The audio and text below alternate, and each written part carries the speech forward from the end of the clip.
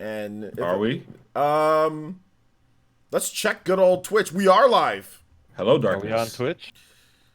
Yeah, we're on Twitch. I thought you got rights back to YouTube. February That's 9th, baby. really nice. Let's go. February I won't be on 9th. that. We're Oh. back on February 9th. Can you guys believe that? That's pretty cool, That's right? Crazy. It's pretty cool. We're Yeah. back February 9th. It's coming up. Yeah, it's coming up pretty soon here, man. But yeah, what's up, everyone? OJ here. Welcome back to another PE podcast. This is the PE podcast. I didn't even put I didn't even put anything. I need to put PE podcast. Oops. I mean, it has. I see the topics. Yeah, the topics are there, but we need to put PE podcast number 82. I'm watching an ad for Kakarot right now. Dragon Ball Kakarot? Oh, I had a Sprint ad. Sprint ad? Yeah. I think the Kakarot ad is better than the Sprint ad. Oh, of course. No, because this is a 30-second ad. It's just taking forever. 30 Mine seconds was isn't too 15 bad. seconds. That's forever. Either way, PE podcast. We're gonna let some people file in, but we're gonna go ahead and go through some intros here. It's been a while since we've been back, so they're bright and center in the front of the screen, or in the center of the screen, is Jordan Fringe. Jordan, how you doing today, man? Or tonight? I'm doing all right. How's it going? It's going good. It's going good. I saw you have a new Pokemon podcast, right? I do. Yeah, Yep. listen to every Wednesday, iTunes and Spotify. Yeah, man, I was listening to it. It's pretty cool. I liked it. Thank you. Yeah, man. So congrats on launching that, and make sure you guys check out Jordan's podcast. We'll talk more of that towards the end too. He'll talk about that. Let's go ahead and get through some of these intros. Also, right above me is my man Avedon Smith. Avedon, how you doing today, man? I am doing good. I'm chilling, and I'm just ready to hang out for a little bit tonight. How you guys doing tonight? Doing good, doing good. Pretty good. You know, you guys switch up. I gotta ask everyone how they doing and how you guys doing in the chat. Yeah, well, chat saying No. what's up. So what's up? All right, cool. What's up? All right. And to my left is VC. VC, how you doing today? I'm doing good, doing good. Ever since the last stream podcast, PE podcast, I've been just pumping out content. I've been streaming practically every day. So like, it's been crazy. It's been a lot of fun, and I'm enjoying it a lot. Pumping new videos out too. Crazy stuff. I'm just trying to figure out what to do with the algorithm right now. Trying to find my lane right now. The algorithm hates you, and it hates everyone. Just keep that in mind. I got it. Susan removes my likes and my views from my videos and my streams all the time. It's horrible. Like I reach like 50 likes, I look at the next day, 32 likes, and it's like I lose 100 views. And it's like what? It's like someone watches the video for like 30 seconds and they don't count it because it wasn't a minute or something. Like if someone just stops by, like they just stop by, drop a like, hey, good to see you for a bit, had to go. And You know what you got. You know what you got to do, right? You know what you got to do, right? what do I gotta do? Let me know the secret. Let me know the secret. You gotta go to YouTube Studios. Yeah. You just gotta point at them, and say, "Stop it." That's definitely not gonna work. I was telling people to go on Twitter and do hashtag thanks Susan anytime I tweet. Hell at no, you. no, that's gonna get her bots after you. No, man, you get, bro. I'm telling you. Listen. The real advice about I'll give you though is, and this is coming from on my end when I had to get to that point. Don't worry about too much about the algorithm. Just have fun. Like literally focus more on having fun, on giving good content, because the more you do that, the more organic traffic you're going to get. And it doesn't matter what the algorithm says to organic traffic. People like seeing people have fun. So you have fun, you enjoy yourself, and literally forget about the algorithm. Yep, and that's why I streamed the Smash Brothers event. We'll be talking about it later with Byleth, but streaming it live was amazing, and I'm actually planning on live streaming the Dragon Ball Fighters event, and possibly doing a charity live stream on Valentine's Day for mental health awareness. So I have a lot of things planned right now, and tons more stuff going on. Do that. Good Make stuff. sure you have fun. Good stuff, man. Of course. And of course. right below VC is Shadow Fox. My man, Shadow Fox. How you doing tonight? Who don't step in the game? You know what it is. I kind of broke the internet a couple of weeks ago. I did 3 Shadowcasts in less than 2 weeks, so that was kind of crazy. Yeah, but, some dope shadowcasts, by the way. They were dope. I was there. Interesting stuff. But Yeah, it definitely did. It broke because I went in there. It went on like a loop for like 4 seconds. Like okay. I said, is he still live at 3 o'clock in the morning? Like, all right, let me hop in. I'm like, okay, so Yeah, YouTube doesn't like me. I even lost I think I lost like 40 subscribers after doing that. It's just hilarious. That's weird. Maybe Figure. was there like a purge recently though of like subscriber purge? There was. There's a couple of big YouTubers they've been complaining for the past couple of weeks. Like individually, I'll see a couple of videos about it. Yeah. So there's another purge. God bless Google. Yes, the purge. Gotta love the different purges there. But all right, man, we got some pretty cool topics for tonight. Should be interesting. Guys, we'll be back on YouTube February 9th. So in about a little bit over 2 weeks, we should be back on YouTube. So that should be a lot of fun for all the people who don't feel like watching me on Twitch.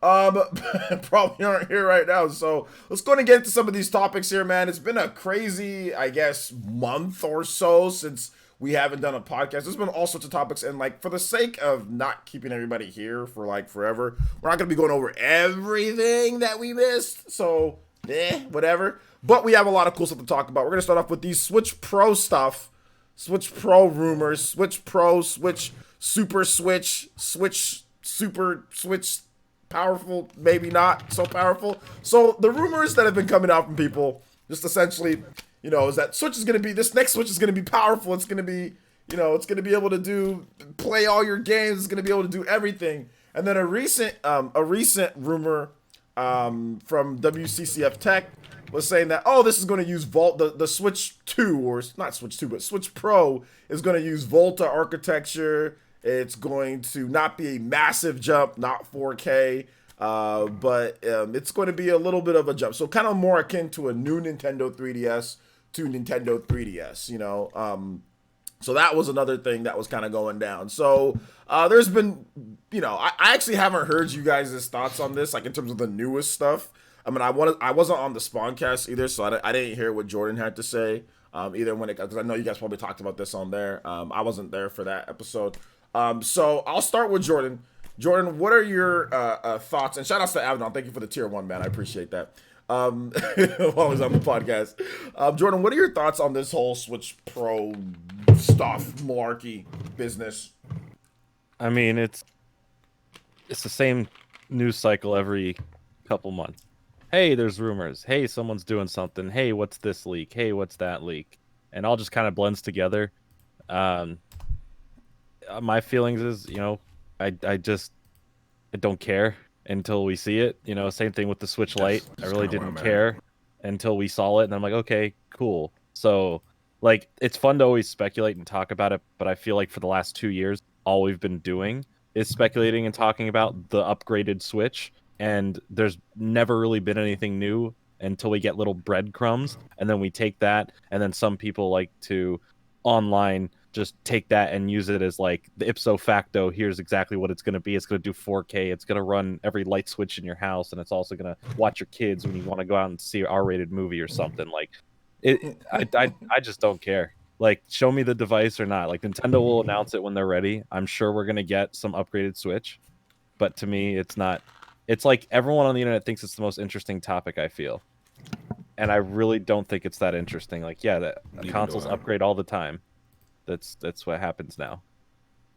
But what's your opinion, just your own personal thought process, if you have one? Like, do you think that it's going to be like a lot more powerful? Do you think it's a smaller bump? What's your thoughts on that? I mean, if it's going to be a Switch Pro, quote unquote, then yeah, I'd hope it's more powerful. I don't think it's going to be anything like the updated Switch we got last year, where it's just a little bit of a power boost, and that's about it. If it's going to actually have a new name attached to it, some extra little, you know, add-on name like Switch Lite, you know, like Switch Pro, whatever it's going to be, then there has to be some actual differences to the console. If not, then it's not as interesting. Like, there's nothing to really worry about. But I do think we're going to get something. Is this the year of it? Could be, but we'll see. There's a lot of competition this year. We have 2 big consoles releasing this holiday season, so it's either something they have to release around the time they released the Switch Lite last year, meaning a August-September time, get it out beforehand, or they're gonna have to launch it with a big game. And if they wanted it to be with the sequel to Breath of the Wild, that's most likely, if that comes out this year, that would be, I think, a bad time to drop the new Switch, and I would say just wait until early next year. But I I mean, again, it's like I'll just wait and see. I'm not too worried about it. Yeah. Okay. Abaddon, what are your thoughts, man? Similar to Jordan, I really don't care because it's an over. We've been talking about this for the longest time, and I personally feel that the Switch Pro per se is. I feel like the part that I guess that concerns me, if anything, about Switch Pro is Nintendo going to make the same in my opinion, was a mistake what they did with the new 3DS. I was talking about this with MVG a few weeks ago, and it's you when you make an upgrade, you always want to favor the lower console. So if they do make a Switch Pro, I care more about the game still working with the regular Switch. Like I don't want to see them make a super powerful Switch or wait a big gap to the point where there's gonna be some games that won't work on the OG Switch, but I'll only work on the Switch Pro. Another thing, if we do get a Switch Pro in terms of specs, I care more about frame rate than I do resolution. Like seriously, I agree. I would want to see more games locked at 60 frames. I would like to see stuff like that instead of focusing on trying to get this thing to output at 4K. Like literally, you don't even see the PS4 or the Xbox One. Maybe the PS5 and the Series X would do it, but you don't really see them mastering 1080p 60 frames so much. So let's get to a point where 1080p 60 frames becomes more of a standard. So I would like to see Nintendo, especially in handheld mode, if it's a Switch Pro, let it be 720p 60 frames per second for literally almost every game because it could run it. It could run that. Those are my thoughts. Okay. And VC, man, what do you think, dude, so far with all this? I just think that it's something that it's not going to be an overpowered system like some people out there are shouting from the rooftops and spamming in YouTube threads of videos and stuff. Because me and Shadow Fox know someone specifically that just doesn't stop. He just keeps saying it's going to be this powerful beast, and it's not. It's not happening. It's not going to be 4K. It's not going to be any of that crazy stuff. It's going to be just a small upgrade, just like the last revision. And personally, I expect it in 2021, early 2021. I don't think it's going to come out at the end of this year. But that's just how I feel about it. I'm kind of over the whole entire upgraded Switch Pro rumor thing, all of that. I'm tired. That's basically how I feel about it. Makes sense.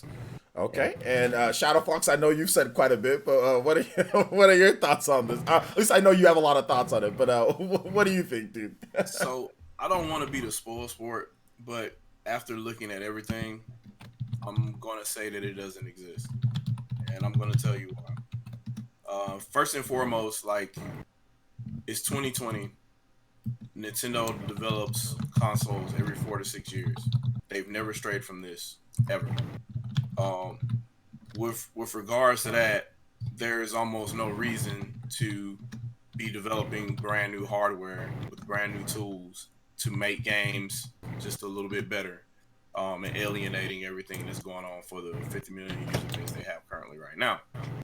So if you look at the breadcrumbs and everything we have available, it kind of doesn't add up. The Xavier that's being rumored, right? Because since we're talking about Volta and 512 CUDA cores supposedly, right? I just have a question. It's like there's like a motor in the background. It sounds like I'm hearing it. What is that? I mean, that might be the fan on my PC. I don't. Oh, is it the fan? Like, it might be. I don't know. Is that? I probably need to close something, but okay. But that being said, so the Volta GPU, that CPU, is it still really going? Yeah, it's good. I'm not even hearing it anymore. I'm not even hearing anything. You guys can hear it? Okay, maybe Jordan, you can hear it though, right? I'm hearing it. Okay. Hold up. I'm about to say, let me mute myself. Is it Harley Davidson fan? Everyone take turns muting themselves. We'll find out who it is. Oh my gosh. Wait, now hold on. not muted. So it must have been me then. Yeah, maybe. Okay, I don't hear it anymore. I don't hear it anymore. Yeah. All right, Okay. I think you're good. Oh, there it's back. I think it might have been Abaddon actually. Once Abaddon came back, I started hearing it. Hold Abaddon, up. hit mute. I think it's Abaddon. Yeah. Think so? Wait, what? Yeah, I got a keen ear. It's you. Every time, Yeah. like, it almost sounds like your mic is. Oh, now I hear myself. Well, that's because you touched your mic though. Like you adjusted your mic. Yeah, I had to gain up a little bit too high. How about now? Yeah, we probably should have prepared for the beginning of the stream, but we just came through, started up, got everything going good. Well, no, I didn't hear it back then. But nah, how do you hear it now? Talk. Well, I'm talking. Do you still hear the motor sound? Okay, no, I don't hear it. What Yeah, about my talk? my PC is not loud. Just that I had to gain up on the mic a little bit too loud. That's all. Oh, okay, it's all good. Go ahead. Sorry about that. Continue, Shadow Fox. Oh no, I didn't want to sound like the hater or whatever because I know I don't want to make Dave sad, but yeah. So if you there's the Volta GPU has a code name. It's T194, right, or T196, whichever one you want to pick, whether it's going to be Tegra Plus or just Tegra. That thing requires 20 watts minimum to operate, and the thermal limits of Switch are 11 watts portable. It's not going to happen. Now with regards to price, like you can look at it either way because price, these things, they originally were spec'd to be $600 a piece. So even if Nintendo bought them bulk at a huge discount, we're talking anywhere between $200 to $300 per part, and they're not going to do that, and they're definitely not going to sell it to you for $400 or $500, and they bought it for $300 a part. It's just not going to work. Yeah. It's not going to be profitable for them. In addition to that, if the Switch Lite and the current Switch, the 001-01, right? The remodel, if you will, right? There was code a year in advance on the firmware for Switch showing those CPUs and those code names for those CPUs. T194 is nowhere to be found in there. And I mentioned this 6 months ago on another podcast talking directly about him speculating this before, and it's not there. It's not going to happen. And if developers are out there making games for this, because you got to imagine they're making games right now, if it's going to be coming this year, there's nothing for them to make games on right now. It's just not there. So if you're going to talk about, so there is a 10-watt variety of this core, right? It's the Xavier NX. There's a 15-watt variety and a 10-watt variety, right? The clocks and cores for that is like 800 megahertz. You're right back at where the Switch is anyway. So there's almost no point in going there other than having a new GPU architecture. So Volta is a little bit newer. So now you're back at the point where you have a newer architecture that's just going to do nothing but get you better battery life all over again. So why are we doing this? What's the point of going to a brand new SoC if the only advantage you're going to get is better battery life for that thermal envelope? 14 hours of battery life. There's zero reason for that. 15.7 hours of battery life, right? And is that worth, Yes. 30-40 million dollars of R&D to create a brand new product again, and you just released one last year with improved battery life? We need And more. literally all they did there, that was the cheapest fix because all they did was re-engineer what they already had. We need more battery. We need better battery life. We need even better battery life than we've had before. This is the reason why this is all happening. But regardless of what you think on all of this, guys, this Switch Pro stuff there should be something sometime this year. So maybe we'll finally see the reveal of it. Maybe there won't be anything. But I'll tell you something right now, man. It is going to be interesting when this does finally get revealed or if anything comes at all. Because, man, there's so many people that are that are going so hardcore in one way or another, man. So it's gonna be It's gotta happen for their sake. it's gonna be fun, that's for sure. Yeah, they'll just keep saying the same thing years and years until it happens. well- and then they'll be like, I called it, and it's like, you've been saying it for 4 years. Of course you called it, sure. Well, at Just some be point happy. you'll call it and get it right. All right, so let's talk about some big game delays, man. It seems like everything is running away from Jordan Fringe's Animal Crossing. Like, it seems like everything is scared of Animal Crossing. Everything is running away from the beast that is Animal Crossing, because out of like nowhere this year, we've got multiple game delays, big games. Final Fantasy VII Remake, the Jordan Fringe Motorcycle Edition, delayed. So Jordan, you're gonna have to wait for that a little bit longer. You have Cyberpunk 2077, delayed. You're gonna have to wait for that a little bit longer. The Last of Us Part 2, delayed. Another part delay for that game. That's been delayed. So there's been just like a lot of delays. And out of all of them, Cyberpunk got hit the hardest. That game got delayed all the way to September? I think. Yeah, September. Avengers got delayed as well. Yeah, Avengers as well. But I mean, I think Dying Light as well. Dying Light got delayed. But Avengers, that didn't surprise me when that got delayed. That didn't surprise me at that all. needed a That delay. game- That it game was not needed going a to be delay. right. I agree, Jordan. Definitely needed it. Yeah, It needs help. because when I first saw that game, I was like, this doesn't look complete at all. Like, and I know it was early, but it looked like super early, to the point where it's like, why are you guys even showing this off? Like, it just seemed weird to me. When I first saw that, I was like, there's no way this game is going to come out when they say it's going to come out. But anyway, yeah, so there's been a number of delays for big games. And I want to ask you guys, because I know there's a lot of different variety of games. I know for me, I think Cyberpunk is probably like the one that I'm like, oh man, Cyberpunk got delayed. That's the biggest That one for needed me. a delay. Yeah, That yeah. wasn't gonna be I mean, ready we're yet. hearing rumors that it's not even running on the like running base on the PS4 and on the Xbox. PS4 Yeah, and the it ain't Xbox running One. on it. Yeah, It's not. and like David Jaffe kind of put some. I want to say he put some like more credence to it, but he just said he basically said that he said a lot of games at that point don't run well. Like considering, like where they are, and even like up until like, a few months before the release, I mean, you can have games that just really aren't running well at all, but it seems like this one, they needed to make sure, I mean, it's CD Projekt Red, how they are, like they want to make sure everything is good on launch for the most part, or at least as good as it can be. So they just said, we'll just delay it.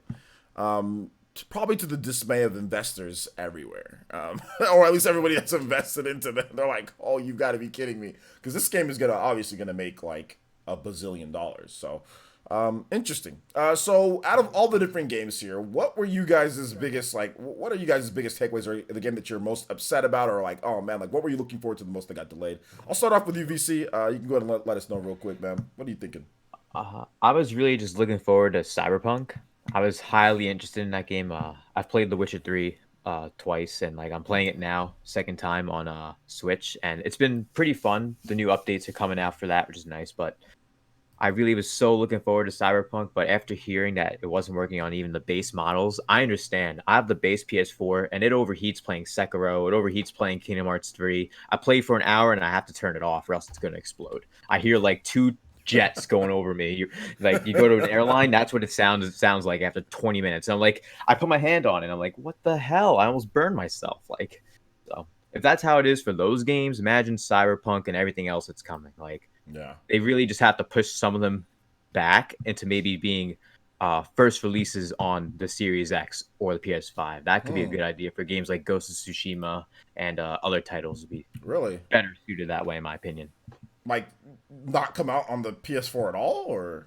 Well, not to say not come out at all, but come out on both systems at the Dual- same time. Okay, dual dual launch. releases. Dual launch. Dual- Okay. Yeah.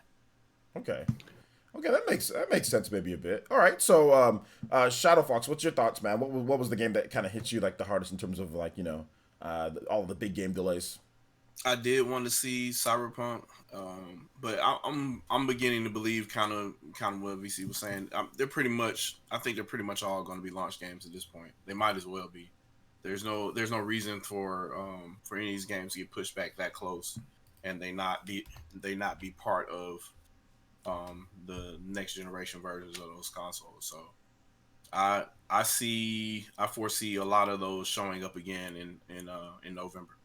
So I'm nothing really lost on my end one way or the other. I'll play them. So Yeah. I just have to get behind my my existing backlog. Like I don't know. There's other stuff I still have to play right now. But.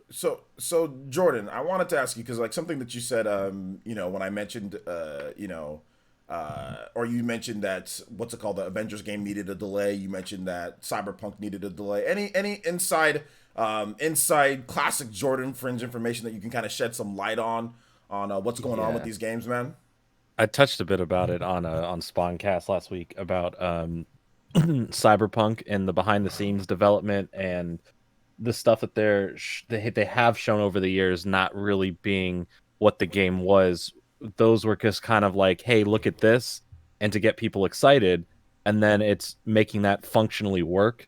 And now there's a lot of like rumors that they can't get it to be like a fully open world, and it's going to just be these giant sections because while The Witcher is a giant map, we're looking at a city that almost every building is going to have you doing something within it. You can go and you can drive around, so it's still as big, but in a condensed space.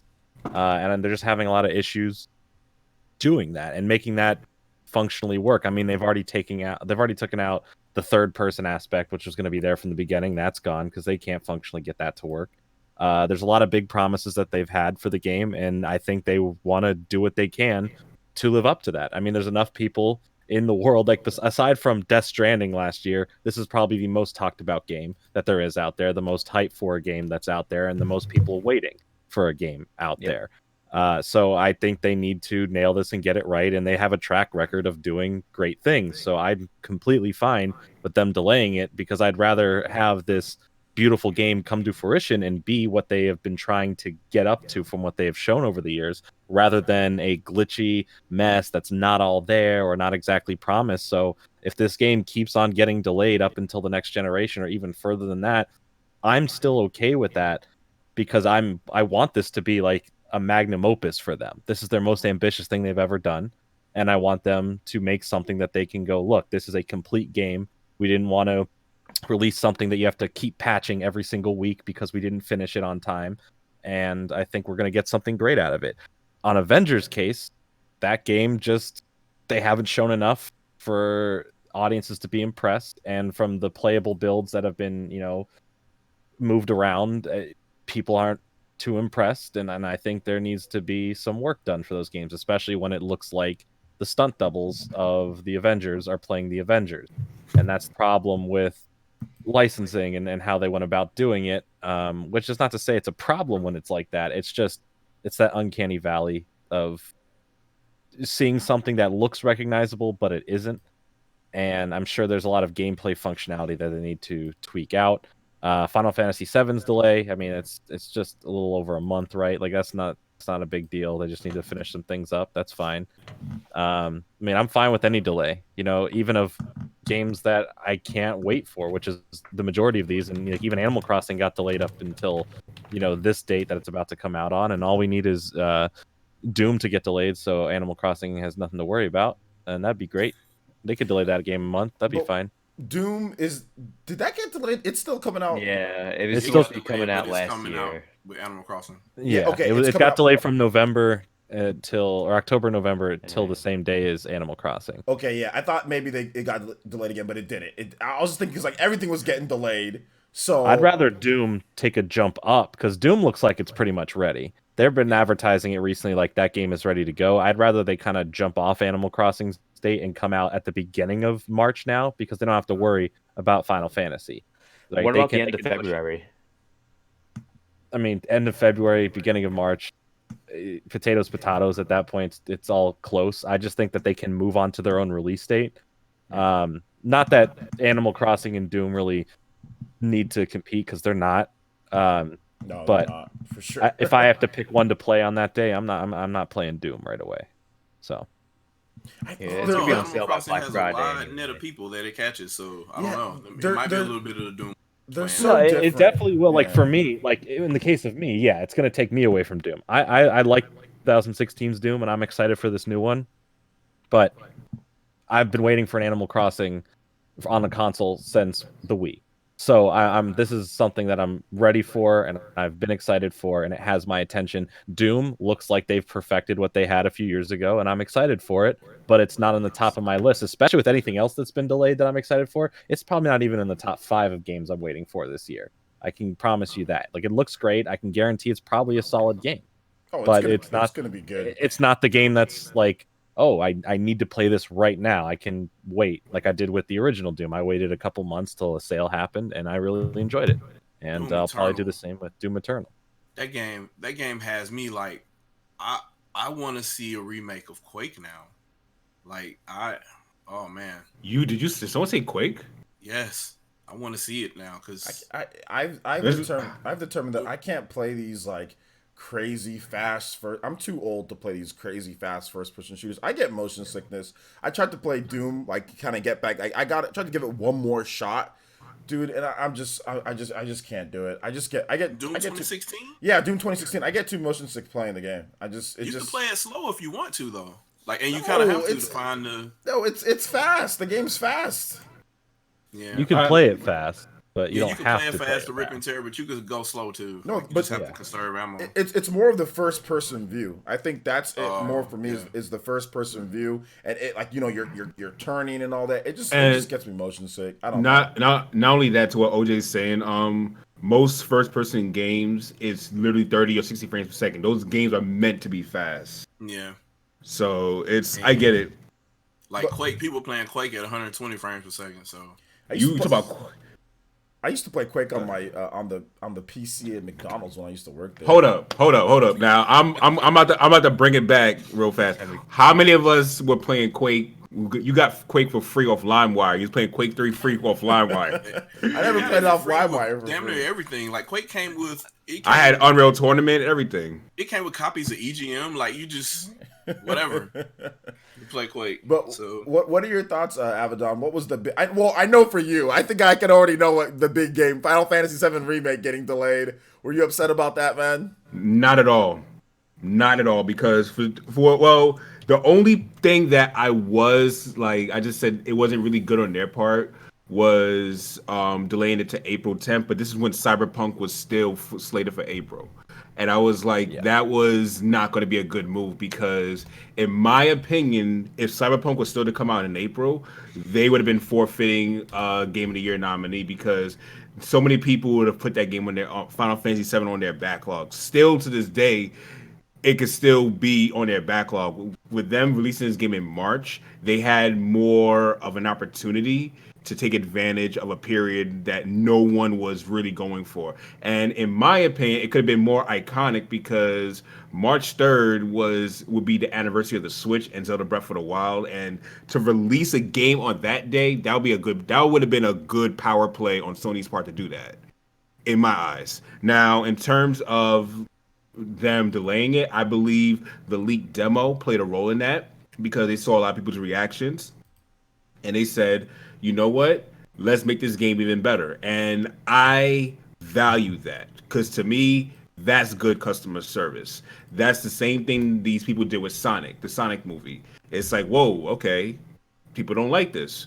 Let's delay this and let's make some changes. And the changes they're making is probably like a quick final polish. Some areas they felt like they could be better and more presentable in that first hour of gameplay. Now, in terms of, am I mad about the date? No, it's a few days before my birthday. that's even more reason for me to be happy. And also, there's something about that date, April 10th as opposed to March 3rd. March 3rd is a Tuesday. That is a very odd day to release a big game like that. Whereas you're releasing the game on April 10th, which is a Friday. Not any Friday, but for some people, depending on where you live, you have the day off because that's Good Friday. That's a holiday for some people, Yeah. depending on your job. So you literally have a 3-day weekend to break in a new game. So that's actually a much better move, in my opinion.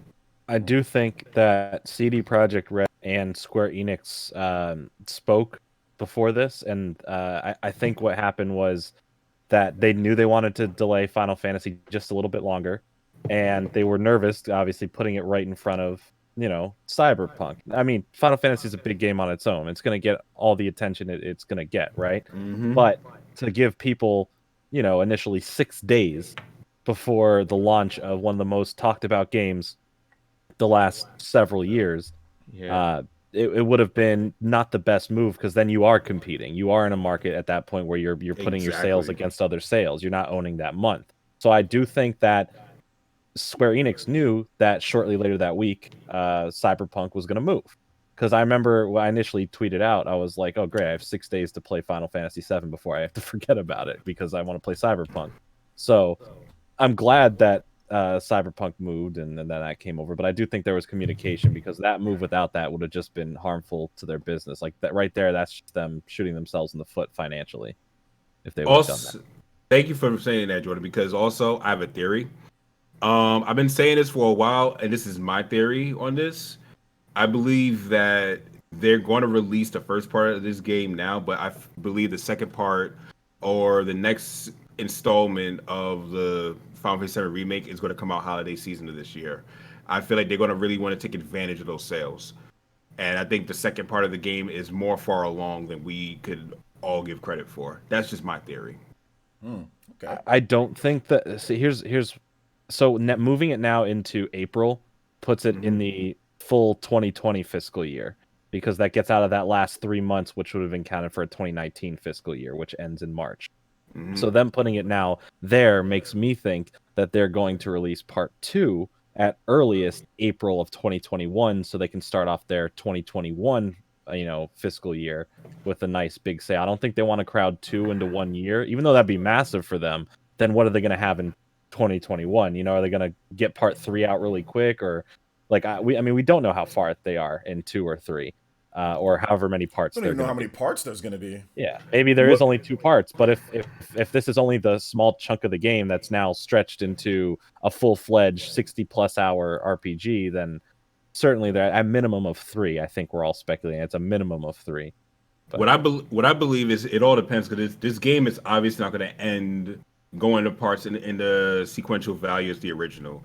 I mean, if you go to already see just from the demo, they redid they redid the whole Mako reactor rather, differently. So I believe what they're gonna do is they're gonna make Final Fantasy the part 2 session more like Final Fantasy 15, where you could go in between towns more frequently without any type of loading screens, because that was probably one of the biggest things. It's going in between towns without a loading screen, transitioning like that, and actually interacting in the field. So that's something that I want to see how they're going to pull off, and especially since just the battle system, you're going to have your whole party probably travel with you, but you can only use 3 in battle. So there's so many different things they have to do with that game, and to what you said, they'll probably end the second part after someone dies, not directly at that point, but further after, which I I'm mean, not it's a good. spoiling. It's not like really a cliffhanger, but it's a good like type cliffhanger break for especially for newcomers. Like I know what happens, right? I've never fully played through Final Fantasy VII, but I've lived long enough to hear everything about it, right? I'm So s- I'm excited to experience it in a new yeah. vision, because I've seen the clips. I already know how it looks, right? And it's hard for me to get fully invested in certain older RPGs. Not that there's anything wrong with them or doing that. It's just my attention's not there as much as it used to be, and I'm Yeah. always looking forward to what's the next greatest thing that's going to give me some visceral experience. And I really hope Final Fantasy VII, this remake, is going to do that, because it's bringing that story into more people's lives now, because there's a lot of people who are going to play this for the first time who weren't alive when the original came out or never played it. So I'm excited to see where they're going to leave it off and how they're going to handle it. I would say Square Enix. If people want a full-fledged remake by Square Enix, put your money towards Trials of Mana, because that's the part of the game's gonna get forgotten about in April. Like Trials of It Mana will was on the same be day now. It was on the same day, right? no Trials of Mana is April 24th. 24th. So the end of the And month compared to the I beginning of the feel month. I feel people should, if you want a full-fledged remake of a Square Enix game, that should be the game. That game's not even a full $60 game. It's $50, and if you go to Walmart, you're spending $40 on a fantastic game. So I'm I would definitely picking that up. That's like my Walmart's the most. wave. I'm definitely picking that up. But Trials of Mana is fantastic. I The love that original game. game's great, but the remake looks like it's going to be just as good, if not better, than the original game. But we are going to move on to the next topic here, guys. A lot of big game delays, obviously. Great insight by Jordan Abaddon on Final Fantasy and Cyberpunk and all that. But let's talk about some of these leaks with the PS5 and the Xbox Series X. So the latest rumors on the PS5 is that it's going to be $499, and it's going to be coming out October. And there's going to be a presentation next month on the game or on the system, kind of like how they did back in 2013 with the PS4. They had a big presentation in February of 2013 showing off the games, showing off the system, showing off some of the games, like their vision for what they want to do, all that stuff. So there's those rumors going around. And then the Xbox Series X, there was a leak of the actual, I guess, like prototype system, like system that developers have or whatever the case is, and like Direct Feed Games said like, oh yo, like this is like real, somebody's gonna get fired. And I know John covered it, Spawnwave. So yeah, it does seem like there's been a few leaks here and there. In terms of like power and all that, the newest rumors are like the PS4 is not going to be as powerful as the Series X. Like it's not going to be, you know, that what was the Series? I think Series X is like what 12? Was it 12 teraflops? What is Series X again? I forgot. Something like that. 12 teraflops. 12 teraflops or something. So I guess the next PlayStation isn't going to be that powerful. But you also have to remember is that the Series X, what Phil Spencer has said that's not.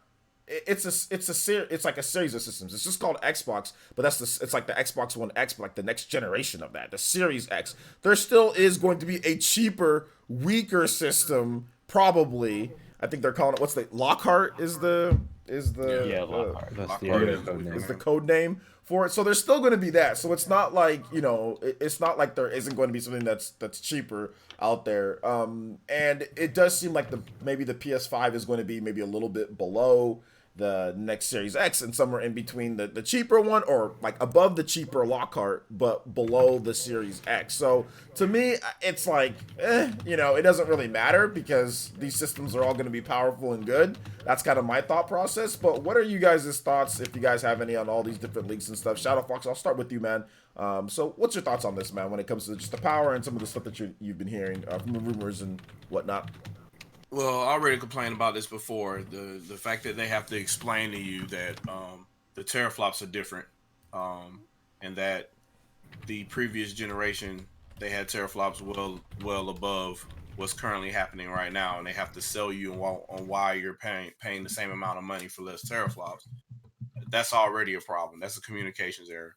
And now, as far as how the technology actually works, it's how we expected it works. Not all flops are the same. So even between two of the same architecture, we don't know what other custom logic is on those GPUs. So we don't know what is happening with regards to the 12 teraflops on the Series X versus the 9 in the PlayStation 5. We don't know. And since they're not giving any information really other than vague architecture stances, where we probably won't ever know if it's anything like how it was after the Xbox One and PlayStation 4 originally launched. They gave speeds, then once one found out the other had a higher number on the other, they pulled them all down. I don't know if anybody remembers that, but it was like that same week they kept touting who had the higher numbers, and once Sony found out that that the Xbox One had a higher CPU clock, they pulled their CPU clock count.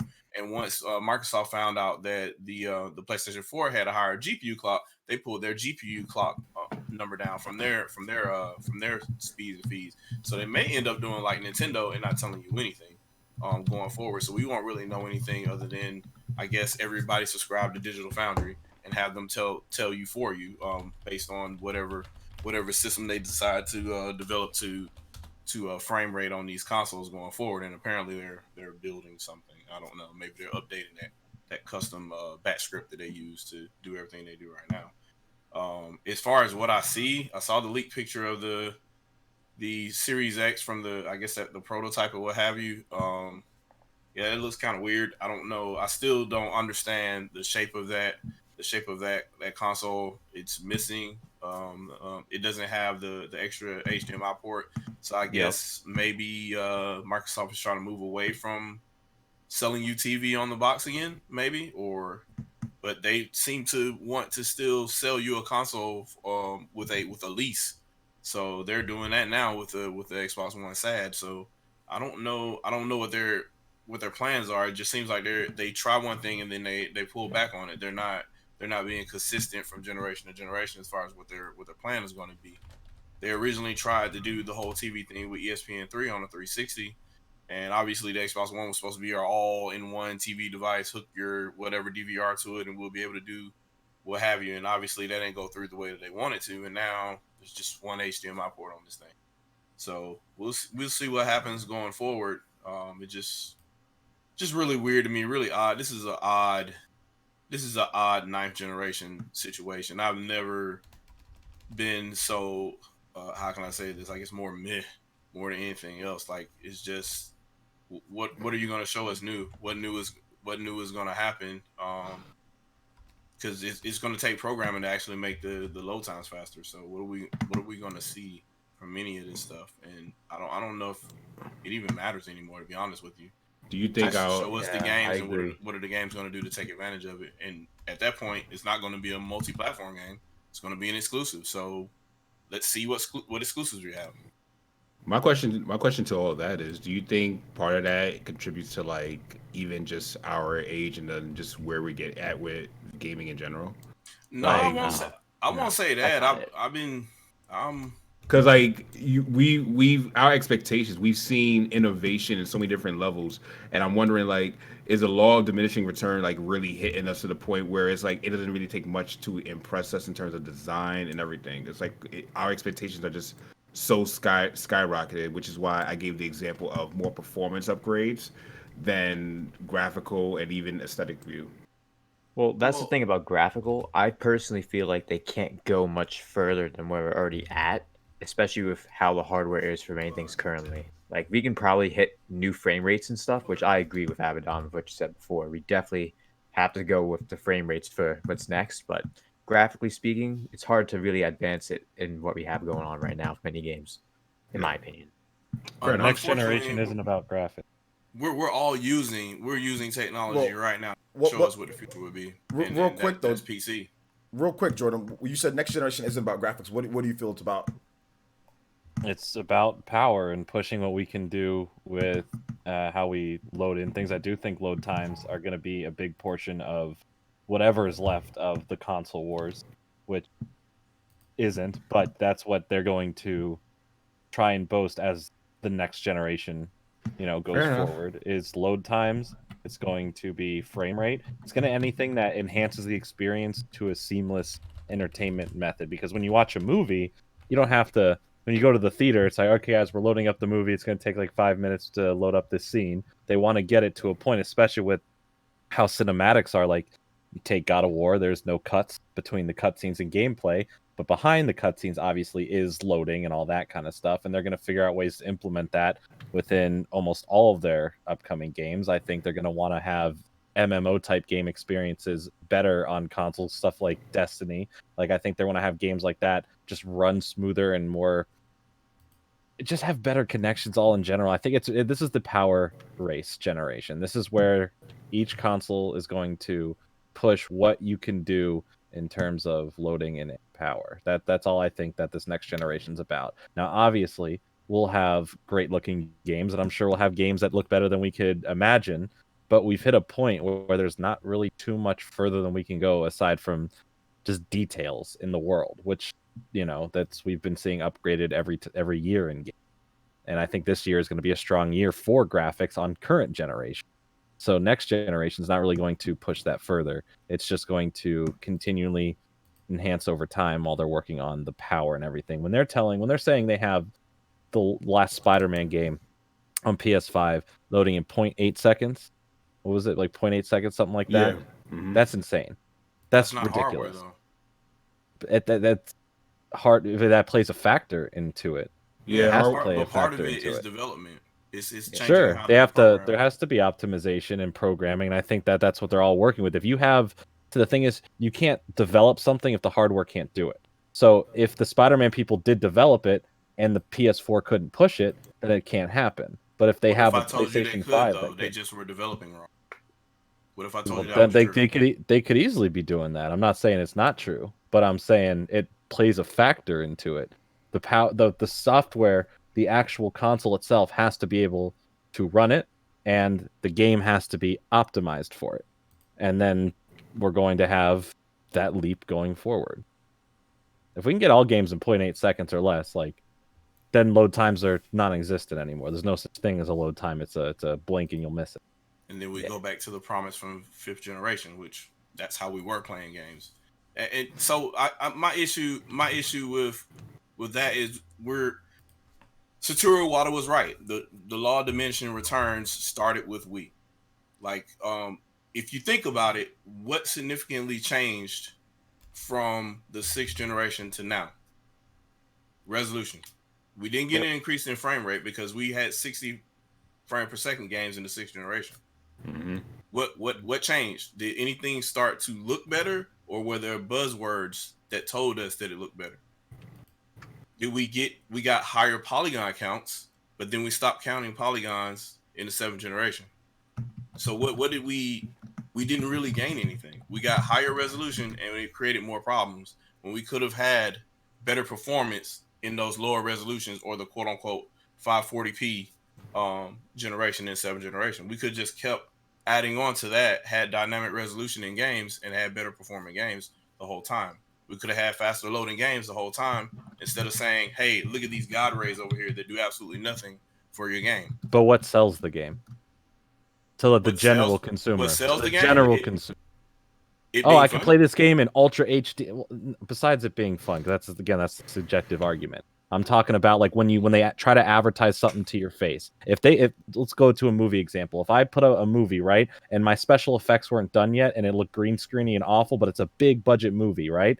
Or you see another trailer and the effects are all like perfect and you can't even tell what's in a special effect and it's groundbreaking. What are you more inclined to see because of the advertisement? Probably the thing that looks like it's pretty damn incredible. And that's what the whole goal of making the graphics and the fidelity of the game be the selling point and why they focus on it. That's why you have the games like Last of Us, where it tries to look photorealistic because they want to sell you on this experience. And you can still have your other games that are cartoony or different other types of graphics or cell shaded. Obviously, it depends on what they sell, but the graphics specifically is what they're trying to market. They're not going to be like, hey guys, this is the most it runs in 120. Like that's not how they're going to sell you, because that takes a whole spokesperson to talk to the general consumer. You and I know what this stuff means. We all know it, right? But the general person may not know this. They just want the newest Call of Duty. They just want the newest Doom game. They just want this stuff. They're not interested in, oh, is it going to run at 120 frames per second? Is it going to have incredibly fast loading times? Like, that's not what they're going to the game to. That's not their selling factor. But now they are, because they've run out of those excuses. Maybe, they could have sold the quote unquote realism every single time, because realism is really just the same cartoony textures, but they're taken with a photograph. That's the only difference. You take a realistic texture and you stretch it across a geometric object the exact same way, and therefore it looks more realistic. And then you add a lack of light instead of light to show more color, to make it look like it's doing more than it really is. And that's happened in all kind of games across all kind of generations to sell you whatever buzzword they're trying to sell you. Parallax mapping did nothing. Bump mapping was bump mapping. Normal mapping was bump mapping. They just called it normal mapping. A change in color values is a normal map. And for the longest time, they tried to tell you normal mapping wasn't possible on certain hardware because they just changed what the name was, and they tried to sell it to you. So you thought that the newer hardware was doing something different, and it wasn't.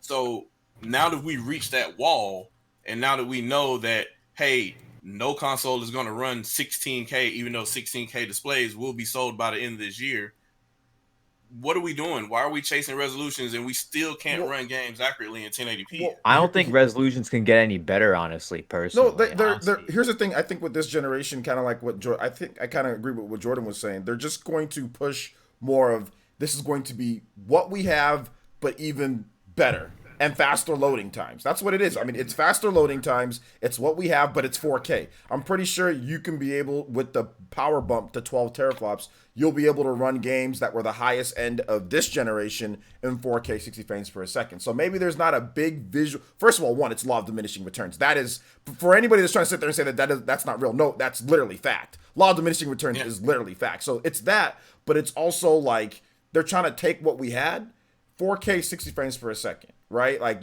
I think you're going to see a lot of games on the Xbox Series X that are native 4K 60 frames per second. There's going to be quite a number of games, and that's cool. I mean, like that's cool because the law of diminishing returns is real. So how much more can we go? They're talking about what ray tracing. They're talking about. I mean, we have a Ninja. That's this next generation's buzzword. That's how they're trying to sell it. That if you're looking for real, buzzword, so how do you sell me that? That's But not even real. but that's what that's the word that they're promoting on everything. We have realistic ray and all that. Like that's how they're promoting. It's on the their box new favorite too, word. and you put a stamp and everything. Which is fine. Yeah. Let them promote it that way. Basically, if you like this generation and you like the games that came out this past generation, you're gonna get more of that, and you're gonna get more better. Like Abaddon was saying, you're gonna get way better frame rates. I think Series X, dude, everything's gonna be 60 for the most part. With most games, and if it's a Japanese game, you already know it's gonna be 60 for the like in most of the Japanese games, it's gonna be 60 frames per second. That's Hopefully, it better be 60.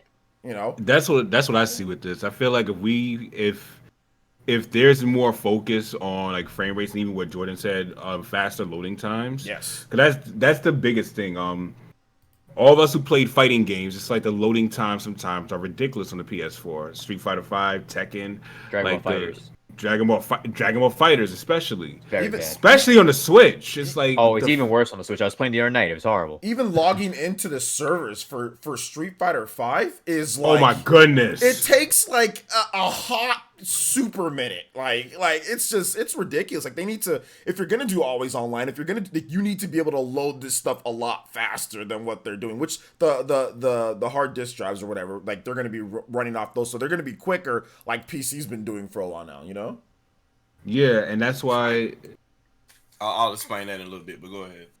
No, I was gonna say like faster because right now, Dragon Ball Z Kakarot, I got it on PC out of everything else because I knew it was gonna have the best performance. So it's like if you could bring the best performance to a console experience, which is hopefully I think what Xbox is trying to do, they got this. They could make a comeback because it's like all they need now is to make better games, better first party games, and Bill Spencer talked Sega into bringing Phantasy Star Online to the States.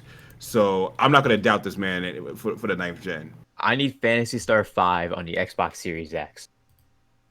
Brand new, 3D JRPG, all redone, dungeons, all that. I need that. Need that in my life. Listen, as great as that would be, thank you, OJ, thank you. So I had to say, it's a pipe dream. As great as that would be, I think Sega's more invested in Phantasy Star Online too because that is a free-to-play game that they are gaining a lot with microtransactions, with people who want to do more outside of the game. Now, granted, the transactions are not game-breaking; it's more cosmetic stuff, but they're not focused on Phantasy Star 5. I've been playing the Genesis collection on the Switch and replaying through regular Phantasy Star. It's such a great game. I feel you. It's one of my favorite franchises from Sega. Believe it or not, small history lesson. That was the game that actually rivaled Dragon. It used to be called Dragon Quest. Warrior. Dragon Warrior. It used to be called Dragon Warrior. That rivaled Dragon Warrior back in the day. That was its competition. I can believe it. It still stands up in my opinion to today's standards in regards of a good JRPG kind of game. I feel you. Going back to the power situation, quickly, I just wanted to say this. In terms of interest, what's getting my attention now, especially over the last year and a half, is performance and power, not just the graphics or what it can do.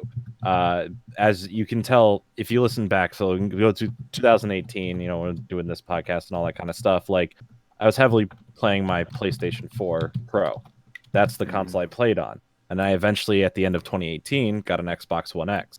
Throughout 2019, that's majority of what I played, and it's still to this day the majority what I play on because I've found it to be more powerful in better situations. I think it makes games run better. I think it makes, for some reason, games sound better for some weird reason. And I just have a better experience on there because of how more powerful it feels than the Pro. And there's nothing wrong with PlayStation 4 Pro. I still like the exclusive games and some third-party games on there, but it's really going to come down to power and what I play more in the next generation. Like, I'm very excited for PlayStation 5. There's going to have games on it that I want, and I can't wait to play them. But I'm also very excited to see what the Series X can do. I'm very excited for that because it's the Xbox One X proved to me that hey, there's actual something under the hood here, and I want to see what we can do in this next generation. I dig it. Yeah, I feel from what I've seen with the PS4 Pro, which I've had since God of War came out, the new God of War, and I got the Xbox One X mid last year with that Target glitch, which was awesome. It was only $200 once again.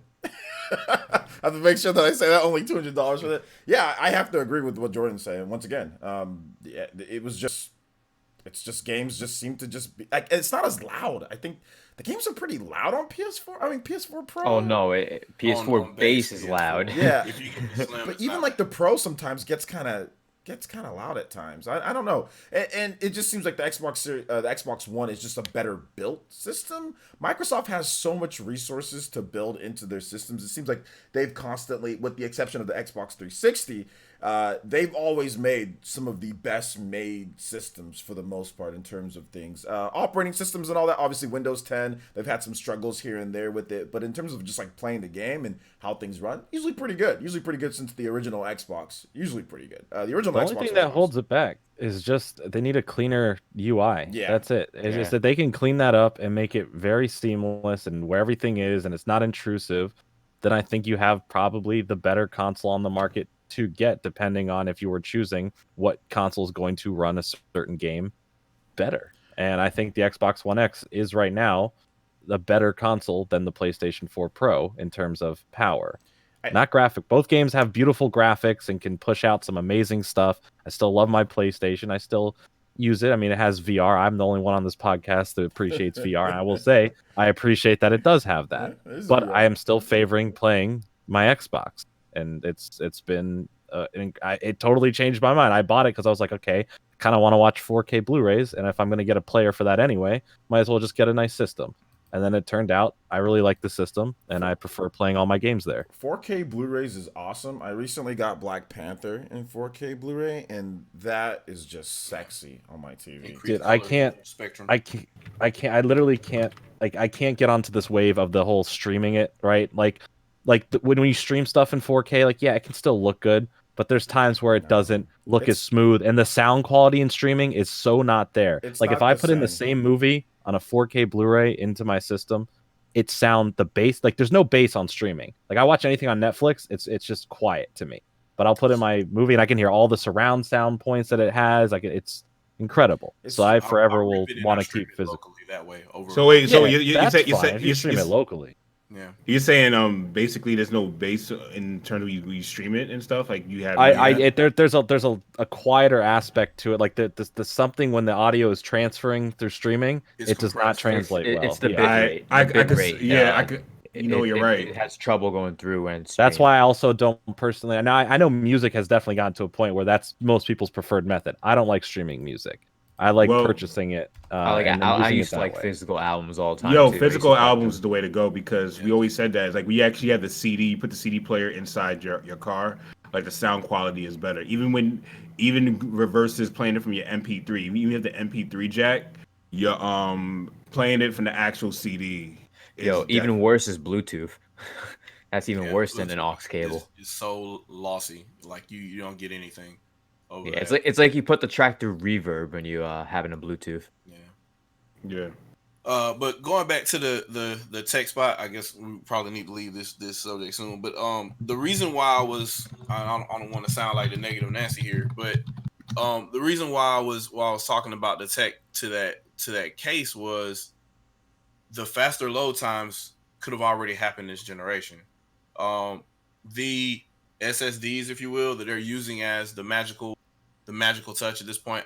First of all, I would imagine nobody on this stream right here is going to be happy if they bought a PlayStation 5 or a Series X and your SSD was only 128 gigs worth of space. Like, I'm pretty sure nobody will be happy about that.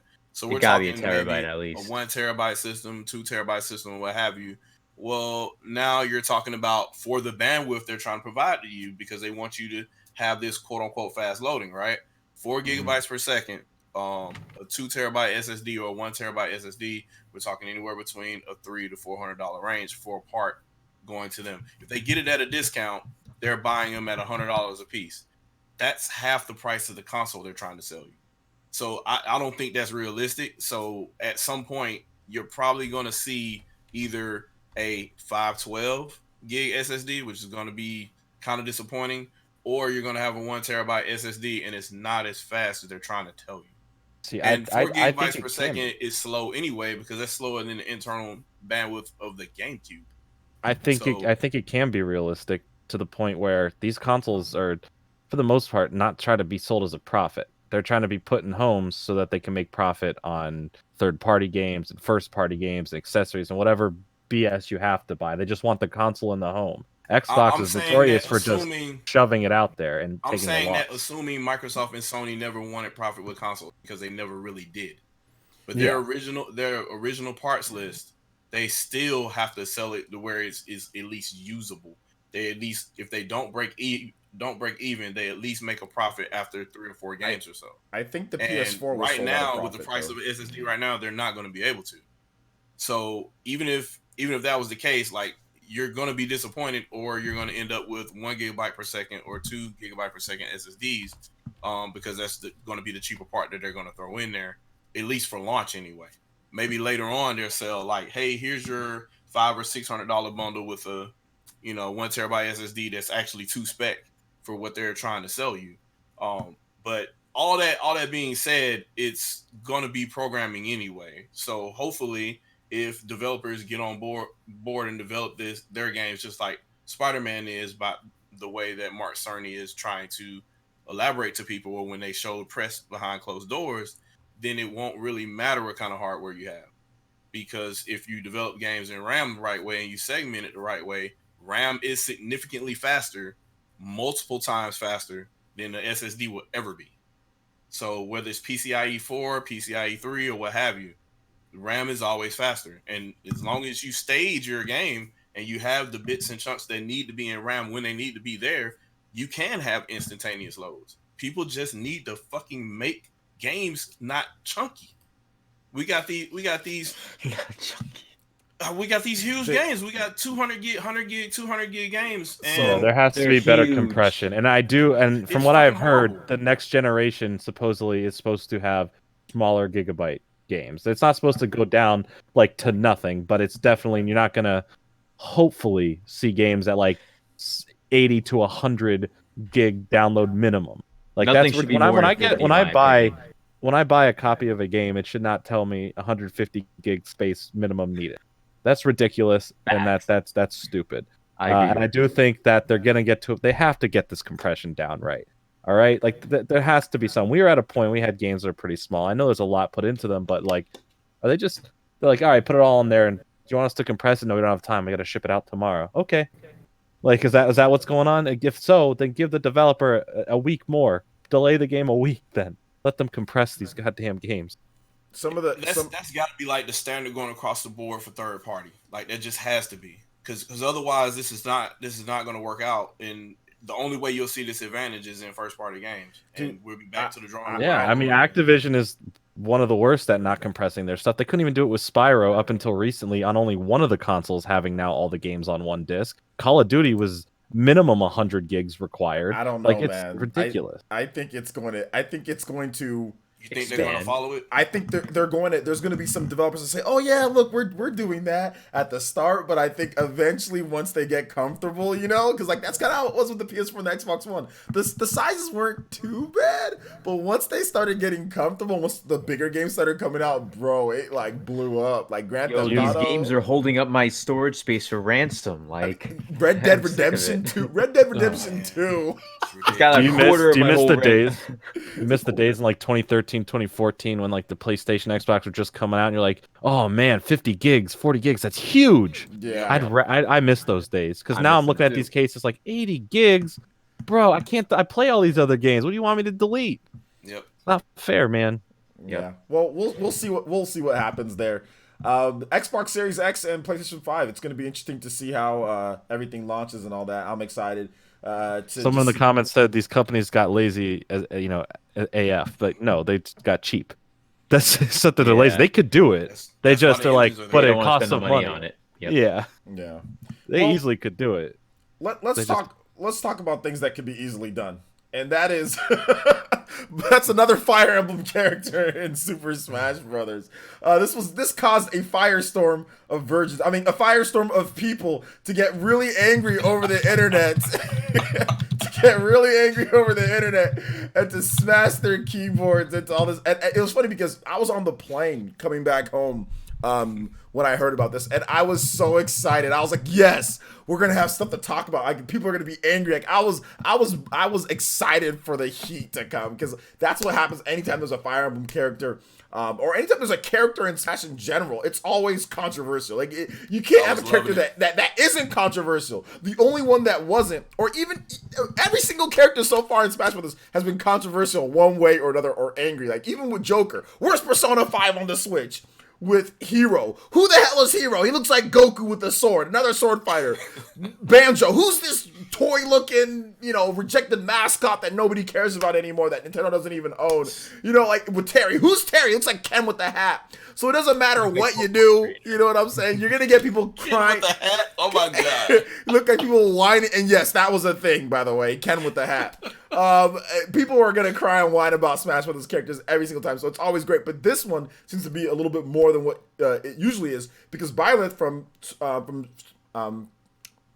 Fire Emblem Three Houses is going to be the next character. It's coming out next week. There's going to be update number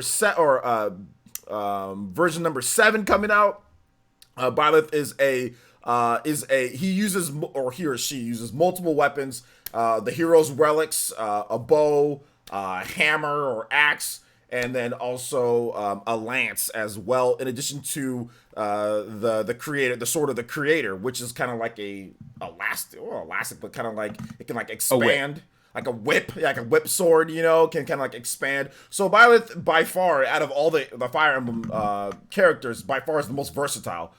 With the exception, Robin. Robin uses magic, which none of the other Fire Emblem characters can use magic, but Robin. So Robin has a Levin sword, which is a little bit different, which is magic imbued inside the sword.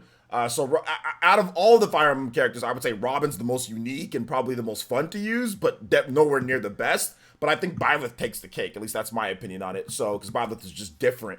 So, what were you guys' initial thoughts when you first saw this? VC, I'll start with you because I know you're a big Smash Brothers fan. So, what were your thoughts, man?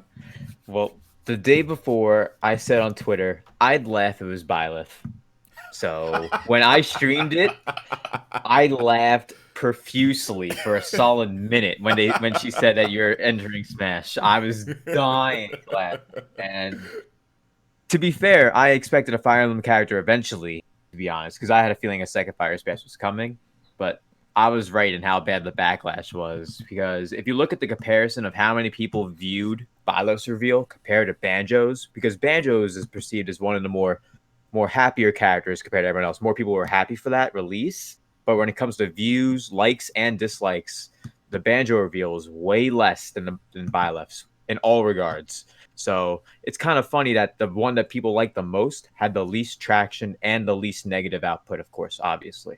But I just think Byleth's a dope character. I think his moveset is cool with how he uses the different relics. When I first saw the red, blue, and yellow light, I assumed it was going to be Byleth, and they were going to give us Claude, Dimitri, and Edelgard as like a 3-piece character. Man, and you get to down B and you become the next guy, and you can have one with the bow, one with the lance, and one with the axe. Edelgard would have been perfect, but alas, it didn't happen, and that disappointed me, though. But I'm not disappointed about the character. I do like Byleth in the game because he has a unique moveset. He isn't someone with just a sword, so I don't want to hear anyone with that argument. He's not a sword fighter. He's a sword character. What you going to do? No, I'm playing. If anything, he has limbs. You know what I mean? That's like a limb, just like how King Dedede, his hammer is considered a limb. So, which is dumb, but yeah, it's how it is. But I have high expectations for him. I think he could be a solid B tier, just because he does seem a bit slow. But well, they did say he's slow.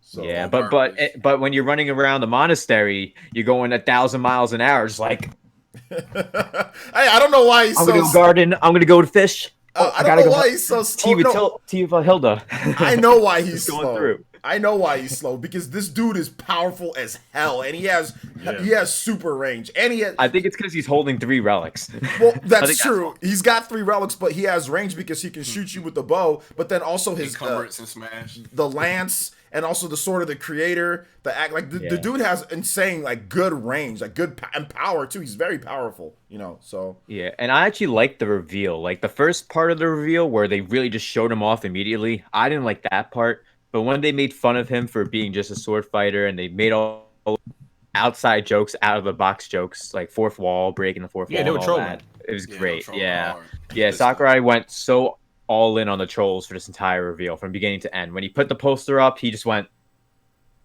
he was in his bag with the That was trolls. hilarious. Yeah, but that's how I feel overall. But I do still hope a Monster Hunter rep is coming. Okay. That's what I'm hoping. Or Phoenix Wright. Phoenix Wright could take it for Capcom too. I'm fine with that. Yeah, that'd be dope. All right, so I don't know if Jordan, you're not as much of a fan of Smash. I will say this. I'll say this. Yeah, I couldn't care less who made it into Smash. Doesn't bother me one way or another. So when everyone's going all Hose mad, I'm like, hey, Hose really don't care. But here's the thing. It's not just specifically Byleth. It's anyone. Any character that would ever get announced, regardless if it's on the most wanted top list out there or not, is going to get the same reaction. Because there's how many people who are playing this game that have their own opinion, that want this one specific character, and if it's not that character, it's nerf or nothing. It has to be this or the highway. Nerf or nothing. So, nerf or nothing, baby. No matter what, if it's not the character that they were in their head expecting to be, they're just going to be Hose mad. And unfortunately, some people can't take their character not getting in correctly and attack people online. Like, I don't care. Like, if you're disappointed, express your disappointment. Yeah, I wish it was someone else, but whatever, right? There's ways to go about it, and I think there's just but there's so many toxic fandoms in that way, and I don't want to call everyone in the Smash community toxic. They're not. Absolutely not. No, I'm not doing an RGT. I'm not doing an RGT. You're calling RGT. I'm accusing you of calling RGT toxic right now. That's what I'm not. Doing. No, I'm not. You're allowed to. Everyone's allowed to speak opinions and have their opinions. There's just right ways and wrong ways to express. Like, it's okay to be mad. It's okay to be happy. You just don't yuck other people's yum. You don't have to. You don't have to be like this online over a video game, or because Sora or Master Chief or Doom Guy or whoever you wanted, Goku for some reason in Smash. Okay, so if it happens, it happens. If it doesn't, it doesn't. All right, it's just how it's gonna be, and you don't have to I don't remember this for the last Smash game. Were people this angry? I mean, people were probably disappointed, but this angry? No. The difference. Like, where did all these angry people come from? Did they just start getting angry all of a sudden in 2019? If it wasn't Pokemon, it was Smash Bros. There's something next week to yell about. I think people. Ultimate is different though, because it's supposed to finish the fight and add everybody.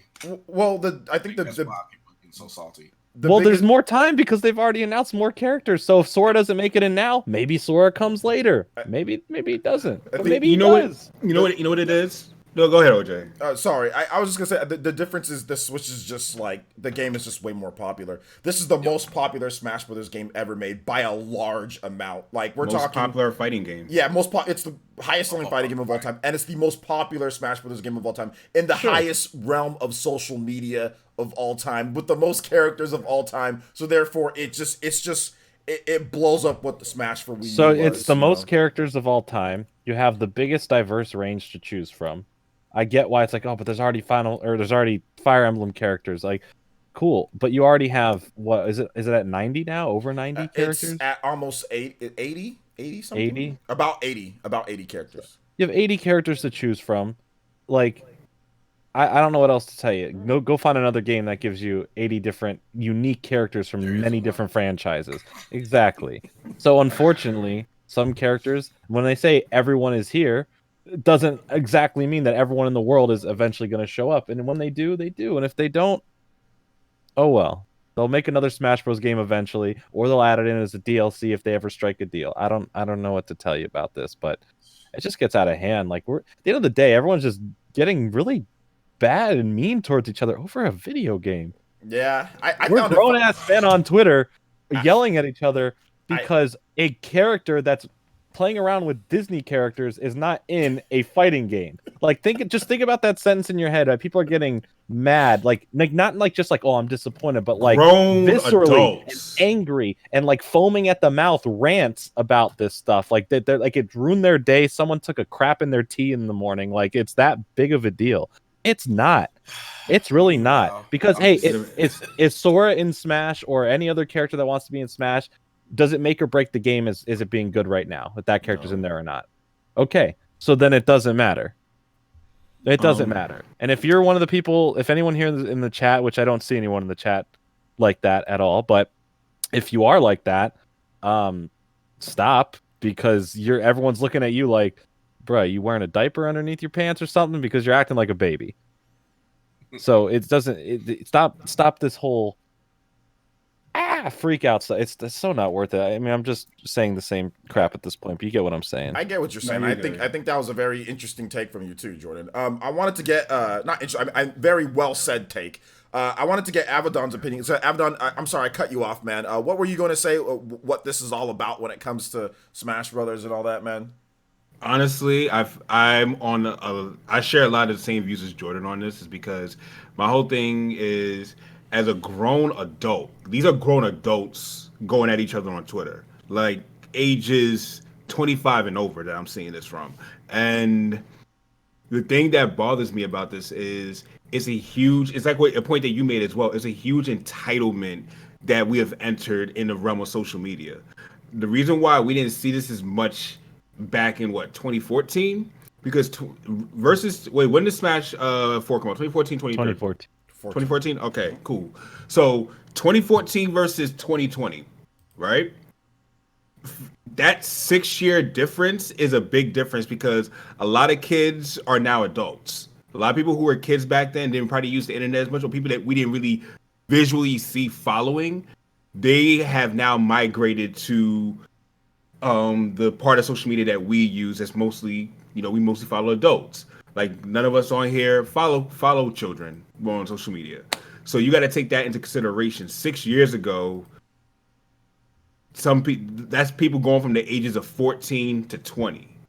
That's just one thing I want to factor in. Or people going from the ages of 18 to 24, 25. So, well, 26 rather. Can't count in my head. Whatever. I'm not trying to do math right now. The point that I'm trying to make right now is, it's a huge entitlement factor. Now, my personal feelings against Byleth, I didn't care. Like, I woke up late for the direct, like 20 minutes late, and I went on YouTube. I was like, oh, Byleth. Literally shut the YouTube app, went back to sleep. That was legit my reaction. I was like, okay.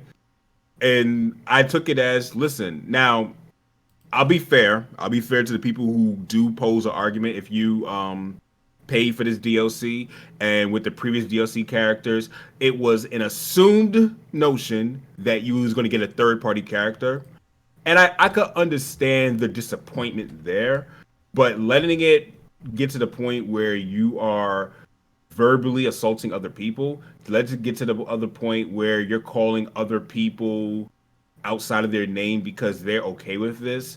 That's the point where I'm like, yo, shut up and turn off your social media account. You don't need to be online. I got called a Nintendard. That's unacceptable. Like, and that's the thing, that this kind of boils over to a whole nother thing. It's just like, I see this in gaming in general, and it bothers me. It bothers me that in gaming in general, we reached a point where, because we don't share the same views on something in gaming, it's okay to call certain people out their names. And I'm like, I'm not trying to make this bigger or nothing, but if you won't say something to someone's face, don't type it online. Like, literally, don't type it online. That's not Unfortunately, that's never gonna. And when you're anonymous on a keyboard. Can I derail it real quick? Like, so because of that topic, like a big example of that, and I may have mentioned it maybe twice over the past week or so. but there are people calling other people names because they use the Xbox adaptive controller. Like, what in the, like, I don't know, I'm trying not to curse right now, but what is wrong? What will possess you to do that? Like, that doesn't make any sense. Self-elitism in gaming. It's I'm better than you because I view it this way, or I see it like that. And That's all it is. People that have no other option to have fun in the game, and this miracle device was created so that can happen. And so I'm looking at a video of somebody else that was beautiful. Video on it. That was yeah, a beautiful like they video, made an adapter for the Switch. So this girl, she was playing Breath of the Wild on it with the adaptive controller. Absolutely beautiful. And you got people. There are people on dark parts of Twitter that are talking trash about this, and I'm like, what is wrong with you? It doesn't make any sense. And I get it. I know there's fanboy wars and people want to do different things and whatnot, but there's got to be like, you got to be a human at some point. Listen. Yo, I'll tell you something here, guys. Let me tell you guys something.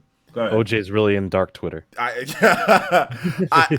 There is such thing. The word loser is an actual thing. We know you like to think the best of people because we surround ourselves with people that are good, that we're trying to do good, but there are such things as losers, and there are plenty upon plenty of losers who have a smartphone and feel like tweeting. That's just something right there. I'll tell you something right now. The older you get, the more you realize that you can't waste your time doing dumb stuff and saying dumb stuff, because time is money for many, many people. You know what I'm saying? Yeah. So these people obviously don't value their time. Yeah. I've said this before. You think Michael Jordan is out there tweeting like that? No, he's not. You think successful people are out there going there and crying about a video game online? We can talk about that stuff, or we all make money on video games online. But we don't go as far to waste our time like that. And there are people who literally make nothing that will sit there and do that because they are losers. So when people bring that type of stuff up, I don't even talk video games with them. I simply go after them. I say, maybe you'll move out of your mom's house. Maybe you won't be a loser someday, because they know it's the truth. So these guys, they lash out violently, call me names. They can call me Nintendo all you want to. But at the end of the day, you're probably, I can guarantee you're not doing well in your life, because you are wasting your time constantly complaining about video games and not making money off of it. If you're going to complain, make money off of it. Be productive. Be a Skip Bayless on Twitter and actually make something, or on YouTube. But you're not. You're just a loser. So that's the problem that I have with the people that you were talking about, Shadow Fox. They're just flat out losers. There are people who have failed in life and continue to fail, and they portray their agony or their misery on other people online because they're mad because they haven't made it. Even at a very young age, you can be a loser because you're not turning your life around. Yes, there are losers that are 21 years old, 16 years old, 17 years old, because they're not going anywhere until they turn their life around, man. So that's how it is. Just gotta I completely very frail. Extremely There's nothing frail. wrong. Have fun. We all have fun. Like, we'll joke. There's nothing wrong with memeing or doing this is not to like gatekeep like people making jokes, or just like, that's fine to make jokes and meme and or do whatever, right? It's the responses when it's legit, when you're trying to actually make someone feel a certain type of way. And throughout 2020, I've done a few things in my life to kind of not have that worries. One, I don't care about whatever is said, right? Like whatever is spoke or whatever attacks come out, I don't care, right? I actually feel sorry for these people because whatever they're going through, it's projecting it onto me, and I hope them the best and wish them the best in life to get that all fixed and resolved. Doesn't bother me one bit. You can call me a piece of shit, you can call me, I don't care. Doesn't bother me one bit because I know who I am. I know what I'm doing in my life. Two, stepping back as much as away from Twitter. I don't use Twitter much anymore. I use it for promotion or responding to certain tweets or messaging people in DMs, right? I completely am not sitting there anymore tweeting out opinions to get a reaction, because that's what everyone does. You go to the bathroom, take a shit, you think of something that's this is gonna get someone's response, you tweet it out, you walk away, and you come back in an hour and everyone's fighting with each other. That's everyone on Twitter. It's just someone who had a weird idea or something funny or something that would rile people up while they were taking a shit, and you want to get into an argument with a guy who just thought of that while he was taking a dump? Like, who cares? I don't care what your crappy opinion is on Twitter, good or bad. I don't give a crap. I'd rather talk about it or have some sort of forum or a place to discuss it rather than just trying to get some quick reaction out of someone with some tweet. It's the same thing in on the movie side of Twitter, same thing on the book side of Twitter. Yes, the book side of Twitter. No, the movie side's disgusting. But even the book side right now, you should see the fallout over the new Hunger Games prequel book that's being made, and everyone's like, now they're trying. It's ridiculous, right? It's like, this is why it's like, there's a Hunger Games prequel book coming out, and it's people have gone like ridiculous at each other, man. Book though, you're a damn nerd. But that's every part of Twitter. Like there's so many stuff like that, and you know what I've learned? It doesn't matter. The best advice I was ever given in my life is that, hey, it doesn't fucking matter. And that's the best advice I was ever given, because it doesn't, right? If we want to have a discussion, we can have a discussion about it. But just trying to rile someone up to get a reaction, I'm not the best. Here's some good words. J. Cole, why are you going to let someone live in your head rent free? Yep. Ever since I've heard that, I'm like, you're damn right. Why am I going to let someone sit in my head, or someone's comment, or some little troll comment on my video, or someone just saying, hey, you suck, or anything like that? I don't care. I don't. It doesn't bother me one bit. You could yell into an empty void about it all day, make as many videos as you want, many Twitter posts. Cool. I'm still me doing my thing. And what are you doing? You're spending your time worrying about me. And that's not cool. Exactly. All that coming from Byleth. But yes, I do like I like the character. I think that there's potential now for maybe Ivy Valentine or somebody else maybe being in there. We'll see. There's no Namco representation that I know of anyway. Namco? Pac-Man. No, I mean other than Pac-Man, like a Namco fighter. Oh, we need Jin. There's no Soul Edge or no Tekken. Jin Kazama in for Smash Brothers. I think Forest Law. Lloyd Irving would be great. That's a character that people have been wanting forever, is Lloyd. And I'll that take would Lloyd. technically be Namco. Not that I'll play the game. You know what? You know what? We need another King of Fighters character. Yeah. Do you want Twitter to just keep getting worse? Yeah, that's just gonna cause everything to even just unless it was Byleth outrage. Unless it was Mai could be the only character that people would be like, all right, well, because her boobs are hanging out. So yeah, no, that's not gonna happen though. Because if they do that, then they might as well just start bringing in all the dead or alive beach ball characters. And I would say bring out Iori Yagami. That'd be a good character. Or Geese Howard. Yeah. Those would be different characters I would like in Smash. What that's the other thing I want. So VC, your mic's not. Nothing you were just trying to say right there came out of it, because I saw you talking, but I didn't hear your voice at all. VC's mic is muted. Yeah, I was muted for the last minute, I guess. But yeah, Crash is definitely been rumored, so I think that's something we need to take. It's been rumored from the beginning. I can't wait to see the upset at this point when a Generation 8 Pokemon is part of the next DLC. Oh yeah, Urshifu. A Generation 8 Pokemon is definitely going to be part of it. Yeah, they're going to promote the expansion pass. It's probably going to be it's most likely going to be next. Yeah, it's going to be next. So the only other one is going to be it's a Cub. And if it's not that, it's Rillaboom. I think it's going to be Rillaboom. Rillaboom's the front runner, but I do think that Urshifu is a good shot. Yeah, as well. Me too. I agree. Definitely gonna be a Gen 8 Pokemon. Anybody else notice the lack of villains? Kind of like there's like maybe one staple per Nintendo franchise, but not necessarily for. I want Jin or Malos from Xenoblade. Malos. I've been saying Malos. I've been saying Malos. Nice. People want Rex, Pyra, and Mithra, but I'd be completely down. I want like Malos, Jin, Malos, Akos, like one of those, like Patroka, one of those people. You know. Screw it. Put Cosmos in there. Keep it moving. At least that way people will have her. Yeah, I mean, I'd be down. I get it. I get it. You would have her. I still don't have her yet in Xenoblade. Yeah. Imagine Malos as a heavy in that game. Oh, that would be goodness. That would be nice. Devastating. Malos would be deadly in that game. Yeah, that'd be great. I'd be down for that. I'd be down for that. But you know what? That's what it is, man. It's the internet. That's just kind of how people have opinions. Like we all have assholes. Yeah, pretty much. I mean, did you guys want? We're kind of getting into a little bit of the end of the show here. I know there was some other stuff you guys wanted to talk about real quick, or maybe we can take some questions from the chat. I don't know if there's any other, because I know we've been gone for a bit, but if there's any other topics you guys wanted to get into, we'll also take questions as well. So if you guys have questions in the chat, feel free to drop them. I'd be more than happy to answer questions for you guys while we round out this show. Let's see here.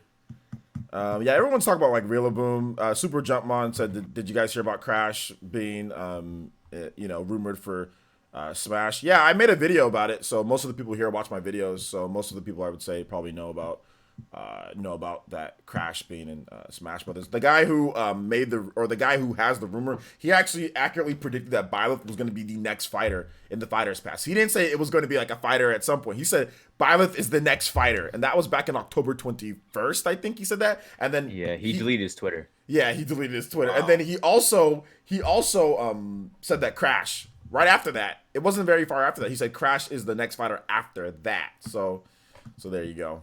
So this person might be an insider. Mandy Can is the person's name. He could be. I mean, the fact that he got Byleth right, that tells you something, you know.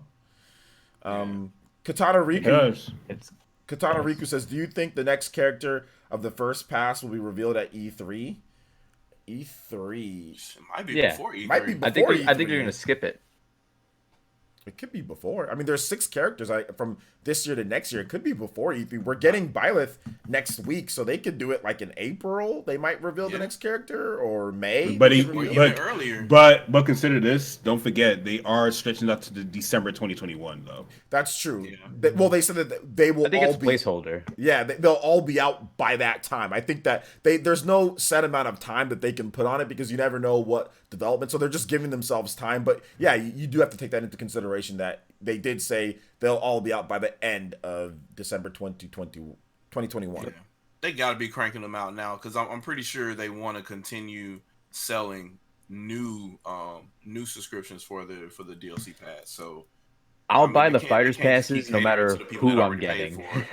Yeah, I'll buy them no matter. I'll buy them no matter what because it's just hype getting new characters. Like it's just cool getting new characters in the game, whether you like them or not. I'm not a big Banjo fan.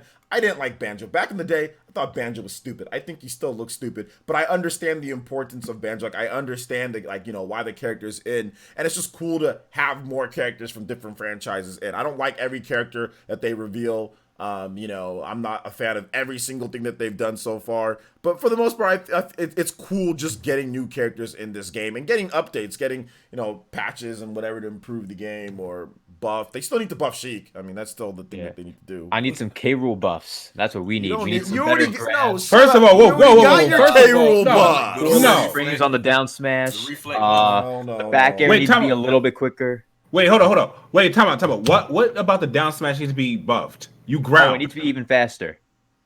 No, it doesn't. No, it needs ground to be people. You could ground people though. It needs to be even faster. But you could ground people. Not with the down smash. No, that's yes, you can. That's the down. Was that the down? That's down throw. Oh, the down smash. Oh, down throw. And you're down tilt too. Down tilt and down tilt. Yeah. Down tilt's already great. I don't need any buffs. But your down smash doesn't spike up. So basically, if you do a down smash, you can go into an up smash right after that and almost kill people. That's almost the like down smash is so brain dead. Like it just exactly. You jump up even if you hit them there's no hitbox on it. The shield too. And also if he goes too high up and you're like Mario and you're going for the F smash, you're done. You missed. You're done.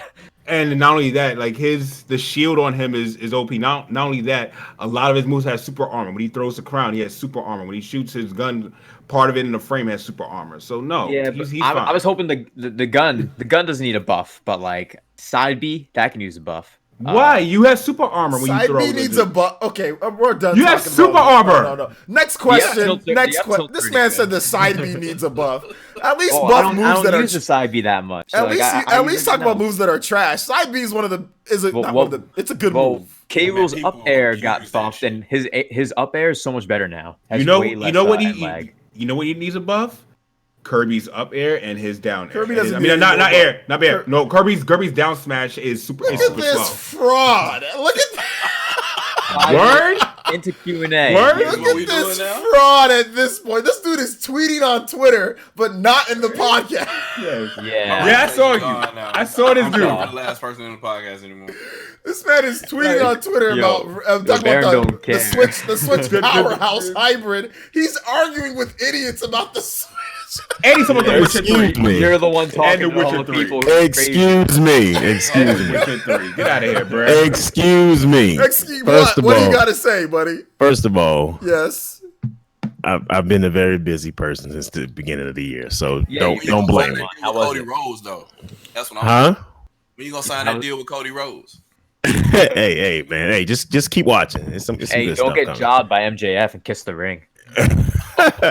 But yeah, so I finally got free. I meant to tweet that early in the day because I watched that whole Witcher shit and I forgot to tweet it, so I just tweeted it now.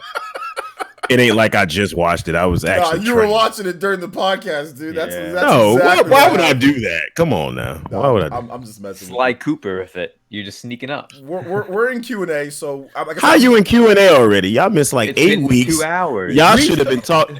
Y'all got 4 hours worth of stuff to talk about. But Y'all already I'm in not Q&A. going to keep you guys for 4 hours because I want to go to sleep, and I've got to talk to my wife. You know, Go to sleep. Yeah. You've been on vacation for the last 8 weeks. Put his business all out there. I mean, you got enough of sleep. no, So it's like- actually, I did it. Actually, I did it. I didn't get What? enough sleep, man. Sometimes. Well, I believe you on that one. You probably didn't get no sleep.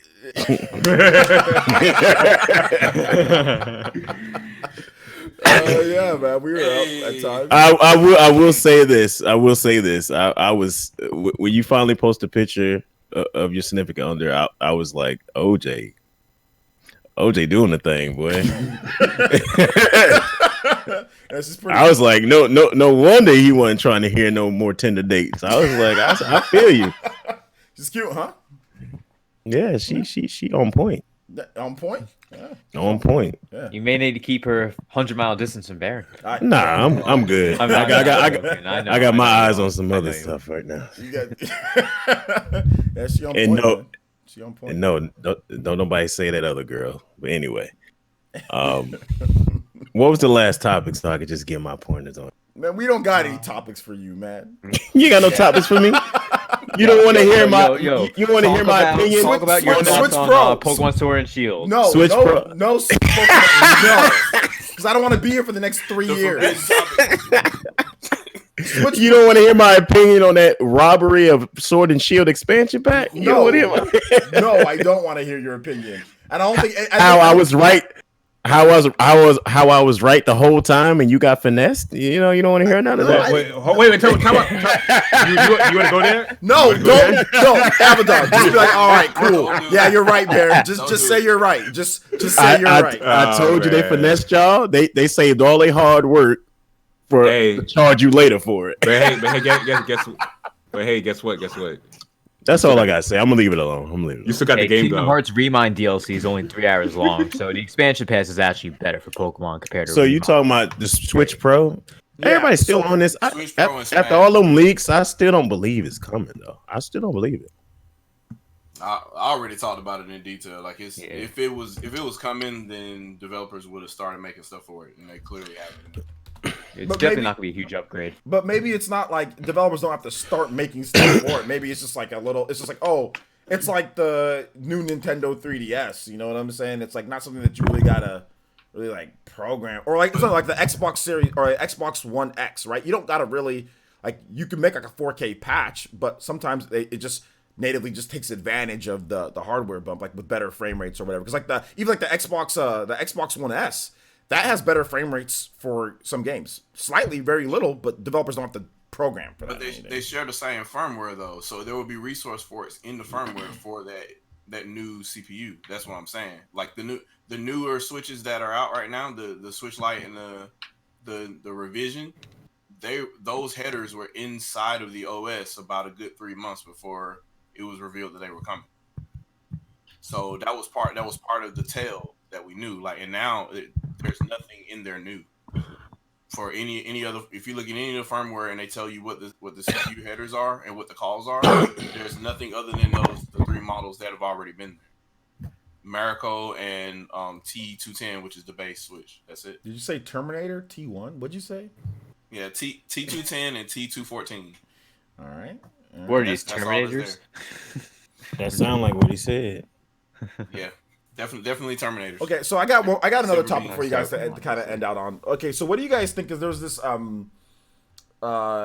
court case that Nintendo won against Germany and Norway about It the is ability to irrelevant. eShop pre-orders. Irrelevant. Why is it It's irrelevant, Baron? Simply because it kills me how people try to find something negative to put into a headline for Nintendo. I don't know how y'all haven't noticed that trend yet. Like Baron. they always try to find something, and whoever dug this up is hilarious. I'm like, y'all, come on, bro. Baron. Like, even though it's kind of sketchy, it's like, Are you serious? Really? can they live for like a month? Live Which for a one month. are we People talking about? want. Am I not selling the truth though? We went straight from the Pokemon bashing, which was deservedly so, straight into this. So refunds ain't Wait a okay. minute, so No. I was mad Pokemon about bashing Pokemon, is but okay, come but this isn't okay. on. Okay, Baron, what game coming out for Switch are you gonna pre-order? And let me know what it is. Any game that's possibly coming out in the future, what would it be for Switch that you'd pre-order? Digital. What would it be? Oh, I ain't know where to pre-order. Nothing digital. Well, I'm saying if you had to, like there wasn't a physical going to come out for a game. There what will would never it be a had to, because it's just simple as that. It's not going to happen. The point is, people Every game I bought go for digitally, I bought pre-order on launch games day. digitally, and then people go, "Oh crap! I need to pay for my electric bill. I can't buy this game now," and they want a refund. Like there's people that are like that out there. And yes, I understand the logic. Why pre-order if you have money tight? I understand, but there's Exactly. millions of people around the world like that. Not me personally. And there are millions of I'm good with my idiots money, too. but Like, should we continue just like to millions do of things? losers? It's the same thing. Yeah, I mean, like the problem that I have with this is like I think that it's Nintendo should just give refunds on like there should be like a date, right? So like if you let's say you pre-order a game like a week in advance, like you should be able to cancel the pre-order up until like maybe like a day before, right? There should be at least a window that you can be, or just be able to cancel, because I think Microsoft and Sony, you can just cancel it. So I think that they should have and that. Steam is even better. You but can at get the 2 hours of gameplay. But at the same time, stop pre-ordering digital games. Like, just stop. That is stupid to me. Like, why are you pre-ordering something digital? It's not going to sell out. You're going to get it when it launches. I was just about to say that. Isn't it? I don't get it. The purpose of pre-ordering is to make sure that you get it when you want to go buy it, right? Exactly. So But what are it's you not why are you Well, pre-ordering, preloading these games? It's going to be there when it comes that's out. that's the whole thing now. Like, it's like preloading. It's like, okay, you don't want to buy the game and then have to download it once it comes out. Like, if you pre-order it, then you'll be able to download the game. So then once it launches, you'll be able to play it right then and there at that time. I got a point for that Here's though. the Actually, downside to that. Well, how about do that the day Hold up, before? hold up. They don't Hold let up. you download the game until that to that date anyway. No, So you're no. sitting No, there it lets with- you- got it lets like you- a piece of the game. It lets Actually, you nah. It lets you download. Let me Most of actually it. plug. Let me plug in on that. You could download the full game. Your game could be loaded up and everything. But the reason why there's a lot of value for downloading or preloading of digital games is because I'll give you an example. When I was getting Splatoon 2, the servers are plugged. You can't even access, like for Switch, you can't access the eShop at all for like 30 minutes or 40 minutes because there's overrun of people trying to access the server at the same time to try to download the games. So literally you try to plug in your credit card information, it'll kick you out to the eShop because there's so many people in there. So that's the value of preloading the games, so you don't have to go basically waiting online. Because there's still, even though you're not physically there, there's still an aspect of waiting online, of waiting for the queue to clear from people accessing the eShop. So I could definitely see value in that. So I had that issue. I pre-ordered one game. I had pre-ordered a game. I had a stage digitally, and I forget. I'm trying to remember what it was. But whatever game it was, I had. When I was getting ready to play it, I guess it had been available for a while. When I was getting ready to play it, it was the same day that Joker came out for Smash. Well, eShop was crashed that day, and even though I had already preloaded the game that I wanted to play, I had to authenticate the last piece on the eShop for me to start playing it. So I couldn't play it until all the Joker traffic went through. So that was like 3:00 in the morning. So even then, if you preload it, you still have to do the last piece to sign in, depending on how they stage the game to you.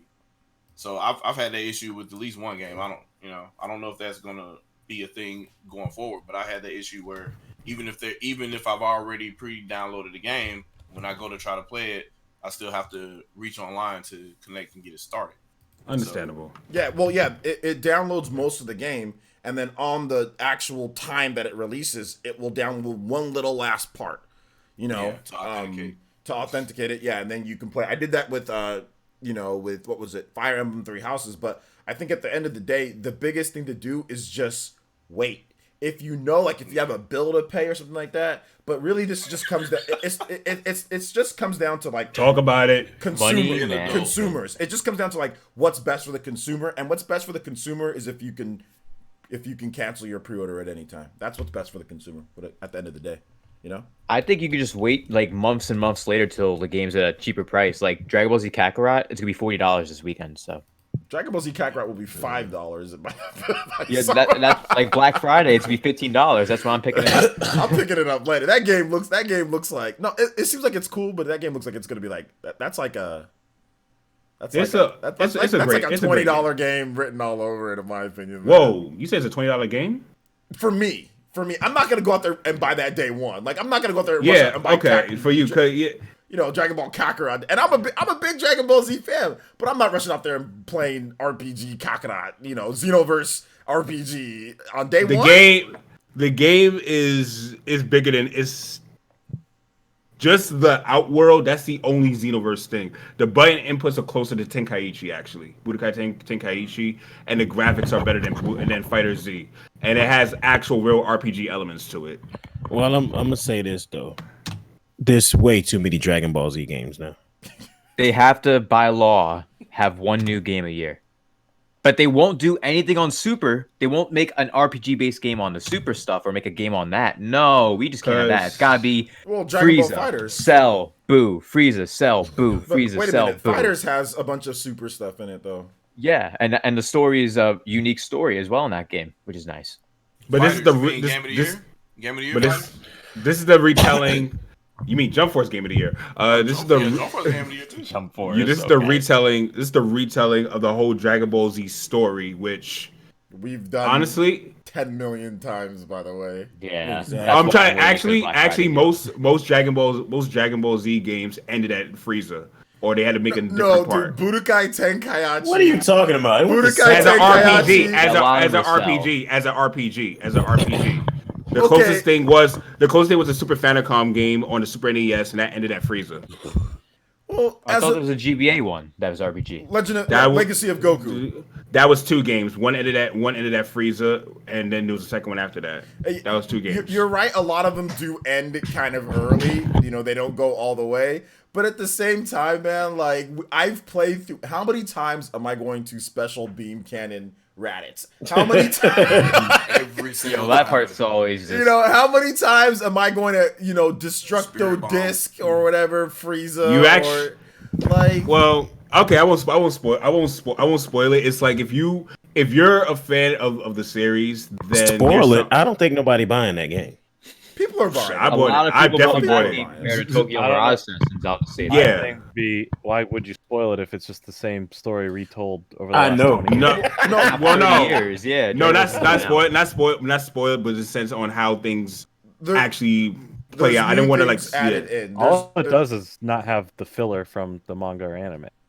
Not just that. I mean, the actual story happens, but it's like how things actually happen, like how the fights actually go about. That's why I didn't want to spoil it. Well, the thing about it is that it's made by Cyber 2 Connect. Now, if you know anything about Cyber 2 Connect, they are pretty dramatic with their gameplay. They're the same people who made Naruto Ultimate Ninja Storm. So when I watched Dragon Ball Kakarot, because I was actually watching, I was lurking, by the way. I've been watching you play the game. I've been watching people play it. I watched John's video from it. Cyber 2 Connect, they recreate scenes to make it seem more dramatic than it ever even was, even in the anime. They'll add new things in. They'll do things very differently. They'll change things around. Things up. Naruto is literally, it's not the same thing. Like when you watch the fight between Madara and the first Hokage, it's like, yo, this didn't happen. The way that it's better than the manga and the anime ever was. Like they will make. But is it dramatic enough to make the difference worth it to replay for some fans, yes. For some fans, it will be dramatic enough. For other fans, it won't be. It really is super subjective. Like the cinematics are so awesome in their games, but the gameplay is just where I think where Cyber 2 Connect. I think that Dragon Ball Kakarot is definitely a step up above gameplay wise above maybe what Naruto is, but I still think that they have some ways. They have some ways to go to make a truly amazing Dragon Ball Z game, like RPG game. You know, it's a good step in the right direction. But man, like, there's just some things that when I watch it and when I see people play, you know, and I'll get around to playing it. Like I said, when it's cheaper. And the main thing is, it's time to give Dragon Ball a rest. You can't. We've been Dragon Ball to death for the last 3.5. You can't. years. Like, there's it's supposed time. to be an actual Just keep concept. doing DLC to Dragon Ball Z Fighters and just let that be it. You can't Like, give it a rest. It's too much now. You got to keep making games. I will say though, they need to like Hunter Change Hunter. the formula. Hunter really needs a game. So Here you go with this and they Hunter. really- Yu Yu Hakusho needs Yu an Yu open Hakusho world needs a game. RPG. Hunter needs a No, game. forget all that. We need a real thorough Robotech. Power Rangers game. Okay. I'm You have down one, for a actually. Power Rangers game. You have need- that the fighting game, the new fighting game that came out. That Really mo- good. no, I want a real big budget AAA Power Rangers game. That's No, what I before want. you do that, you We gotta do a overdue. Voltron game like that. We Yeah, you overdue know- for that. You gotta do Yeah, Voltron it's- before you do the Power Rangers though. You do. You gonna do that? Power Nah. Rangers. I think Power Rangers would be good as like an action RPG, like an action RPG Power Rangers. Yes, game, it that would. would. Be dope. Like to where you can like get into like your Megazords and stuff at times and like use them. And then Anybody- So like Anybody remember that game? It was on Super Nintendo where you battle with the Megazords. Yep. Yeah, I have it. Mhm. Yeah, that was my The Ooh, that Power was- Rangers games, the beat 'em ups were actually good in the 16-bit era. They were not. Yeah, bad. we They had to were fight. good. We had to fight Ivan Ooze. Side-scroller. I Yeah, mean, the just side-scroller. side-scrolling beat 'em ups, they were good. Like the one on the Genesis, they were good. I played Genesis and Super Nintendo. Yeah, Super Nintendo, Genesis, they were good. I liked them. But yeah, Power Rangers is definitely long overdue for something good. But the people who own the franchise, obviously, they're not willing to spend anything. Who own them now? Is it still Saban? It's like was it Hasbro? Who owns I Power Rangers? think now? I think Disney. Oh, it's Hasbro. Oh, it do. No, I think so. I think Hasbro. I it's think Disney it owns- now. Hasbro. Okay. Yeah. I guess you would rather have Disney than Hasbro, huh? Yeah. Yeah. Hasbro just bought. Yeah, Hasbro owns the Power Rangers franchise, and they're not spending that. That's like the Mr. Potato Head company, right? Like they're not. Wait a minute. Hold up. Didn't they just buy Death Row Record? I think they did. Yeah, I they think did. they Yeah. did. Yes, They did. So they got some money then. So They got some money from all the years of Mr. Potato Head back when that was a thing. They made No, they have all the money from the Transformers movies and how much money Transform they and made. Mr. Potato Head. You can't And forget Mr. Mr. Potato Potato Head. Head, Jordan, Yeah, solid second place. behind the Transformers movies. Yeah, good Those stuff. movies made too much money. What about There's one Bumblebee? thing I Did want to Bumblebee mention make and a ask you bunch guys of real money? quick. Bumblebee did all right, but it didn't make Transformers 1, 2, or 3, even 4 money. Okay. So what do you guys think about the Wii U basically coming back? There's another game coming to the Wii U, Shakedown Hawaii. So the Wii U is still alive. Still 3 alive? years into It this deserves it. I don't think nobody really. I don't think nobody know. really consider it still alive because the No, game. but I don't even know why there's any games even going to it. Like they got the Shovel Knight Treasure Trove. They got Just Dance. I think not Just Dance this year. They got Just Dance last year. They actually missed out on Just Dance this year. They got Shakedown Hawaii now. Like what's next? It's like the Minecraft dungeon game going to Wii U late or something. It might be like how it is on the other platforms. Remember, somebody just released a Dreamcast game last year. So like they're just like, fuck it. I'm just gonna go use this old development kit and make some stuff. Word. I guess. Yeah. Well, I mean, I don't maybe know why it's just people do that. it's probably just easy. It was probably they already have the engine completely running, so like, why not? You know, that's probably what it comes down to at the end of the day. But all right, guys, we're gonna go ahead and wrap this episode up, man. We're right at 2 hours. We're gonna do some outros, and then we'll skedaddle from here. So first, I want to say, guys, thank you guys so much for watching. I do appreciate it. In terms of, I'll just go real quick myself. I'm gonna have content on the channel, so look out for that. There'll be new videos. If you haven't checked out the videos on the YouTube channel, make sure you check it out. We have links in the whatever mods, you guys can put that there. So make sure you guys check out the videos. We'll have live streams and all that good stuff. We have Smash Brothers tomorrow as well, so we'll be streaming on here. So look out for that. Next up is Baron. Where can they find you at, my man? Y'all can find me on Twitter. You know what I mean? I know my channel has been a tumbleweed town for the last month and a half, but I will be having an epic stream this weekend, sometime this weekend. I can't tell you which day, but I'll cover everything that has happened so far, from the PS5 logo to the Xbox Series X to Ninja Theory showing that Microsoft is giving them enough budget, enough money to make multiple titles, all types of stuff. We even gonna talk about the Pokemon stuff that that I have to talk about, but you don't have to talk about. I do have to talk about that. I do. So yeah, just keep an eye out on the channel, man, and follow me on Twitter. Y'all know y'all still missing out on the hilarious stuff that goes on. Oh God! And my man Jordan, where can they find you at, dude? You can find me, Jordan Fringe, on YouTube. I return to content next week. It's not just Pokemon card openings. It's kind of like vlogs and how I collect and all different aspects of Pokemon. I'll be returning to Twitch streaming soon here, so you can just Jordan Fringe on Twitch as well. All right. VC, where can they find you at? You can find me at youtube.com/VCIPZ. Ever since the last PE podcast, I've been basically streaming every Monday, Tuesday, Wednesday, Friday, and Saturday. I also drop a video every Monday and Friday, and I'm basically always streaming all the time now. And if you want to join the 100% Click, you can come through, subscribe to the channel, and we have all types of content all the time. All right. And Shadow Fox, where can they find you at? You can find me on Twitter, Destroying Souls, and find me on YouTube and subscribe to me and unsubscribe to me. Apparently, that's the pattern, I guess, today. But no, do you play games to have fun or to impress other people? Impress other people. I've already said this multiple times. And Avedon, where can they find you at, my man? You guys can find me on Twitter and on YouTube at Avedon Smith, but I'm focusing more on making Beats for Breakfast a bigger thing. So I renamed the channel instead of Musically Avedon. It is now called Beats for Breakfast. I'll be adding a lot more content to the actual interviews themselves, doing more B-roll footage, and just making sure you guys have more quality stuff there. And I may incorporate skits in these episodes too. So make sure you're subscribed to the new channel, Beats for Breakfast. All right, cool. Sounds good. All right, guys, thanks for watching. Do appreciate it. Like I said, we'll be back for more streaming and more stuff later. Thank you guys so much for watching PE Podcast episode number 82. If you missed some of it, it'll be up on YouTube tomorrow morning. I'll get it up on YouTube. So, all right, guys. Bye. Deuces. Switch Pro's coming out next year. Switch Pro coming out next week. Next week. Switch Pro coming out next week. Next week. Dave gonna melt.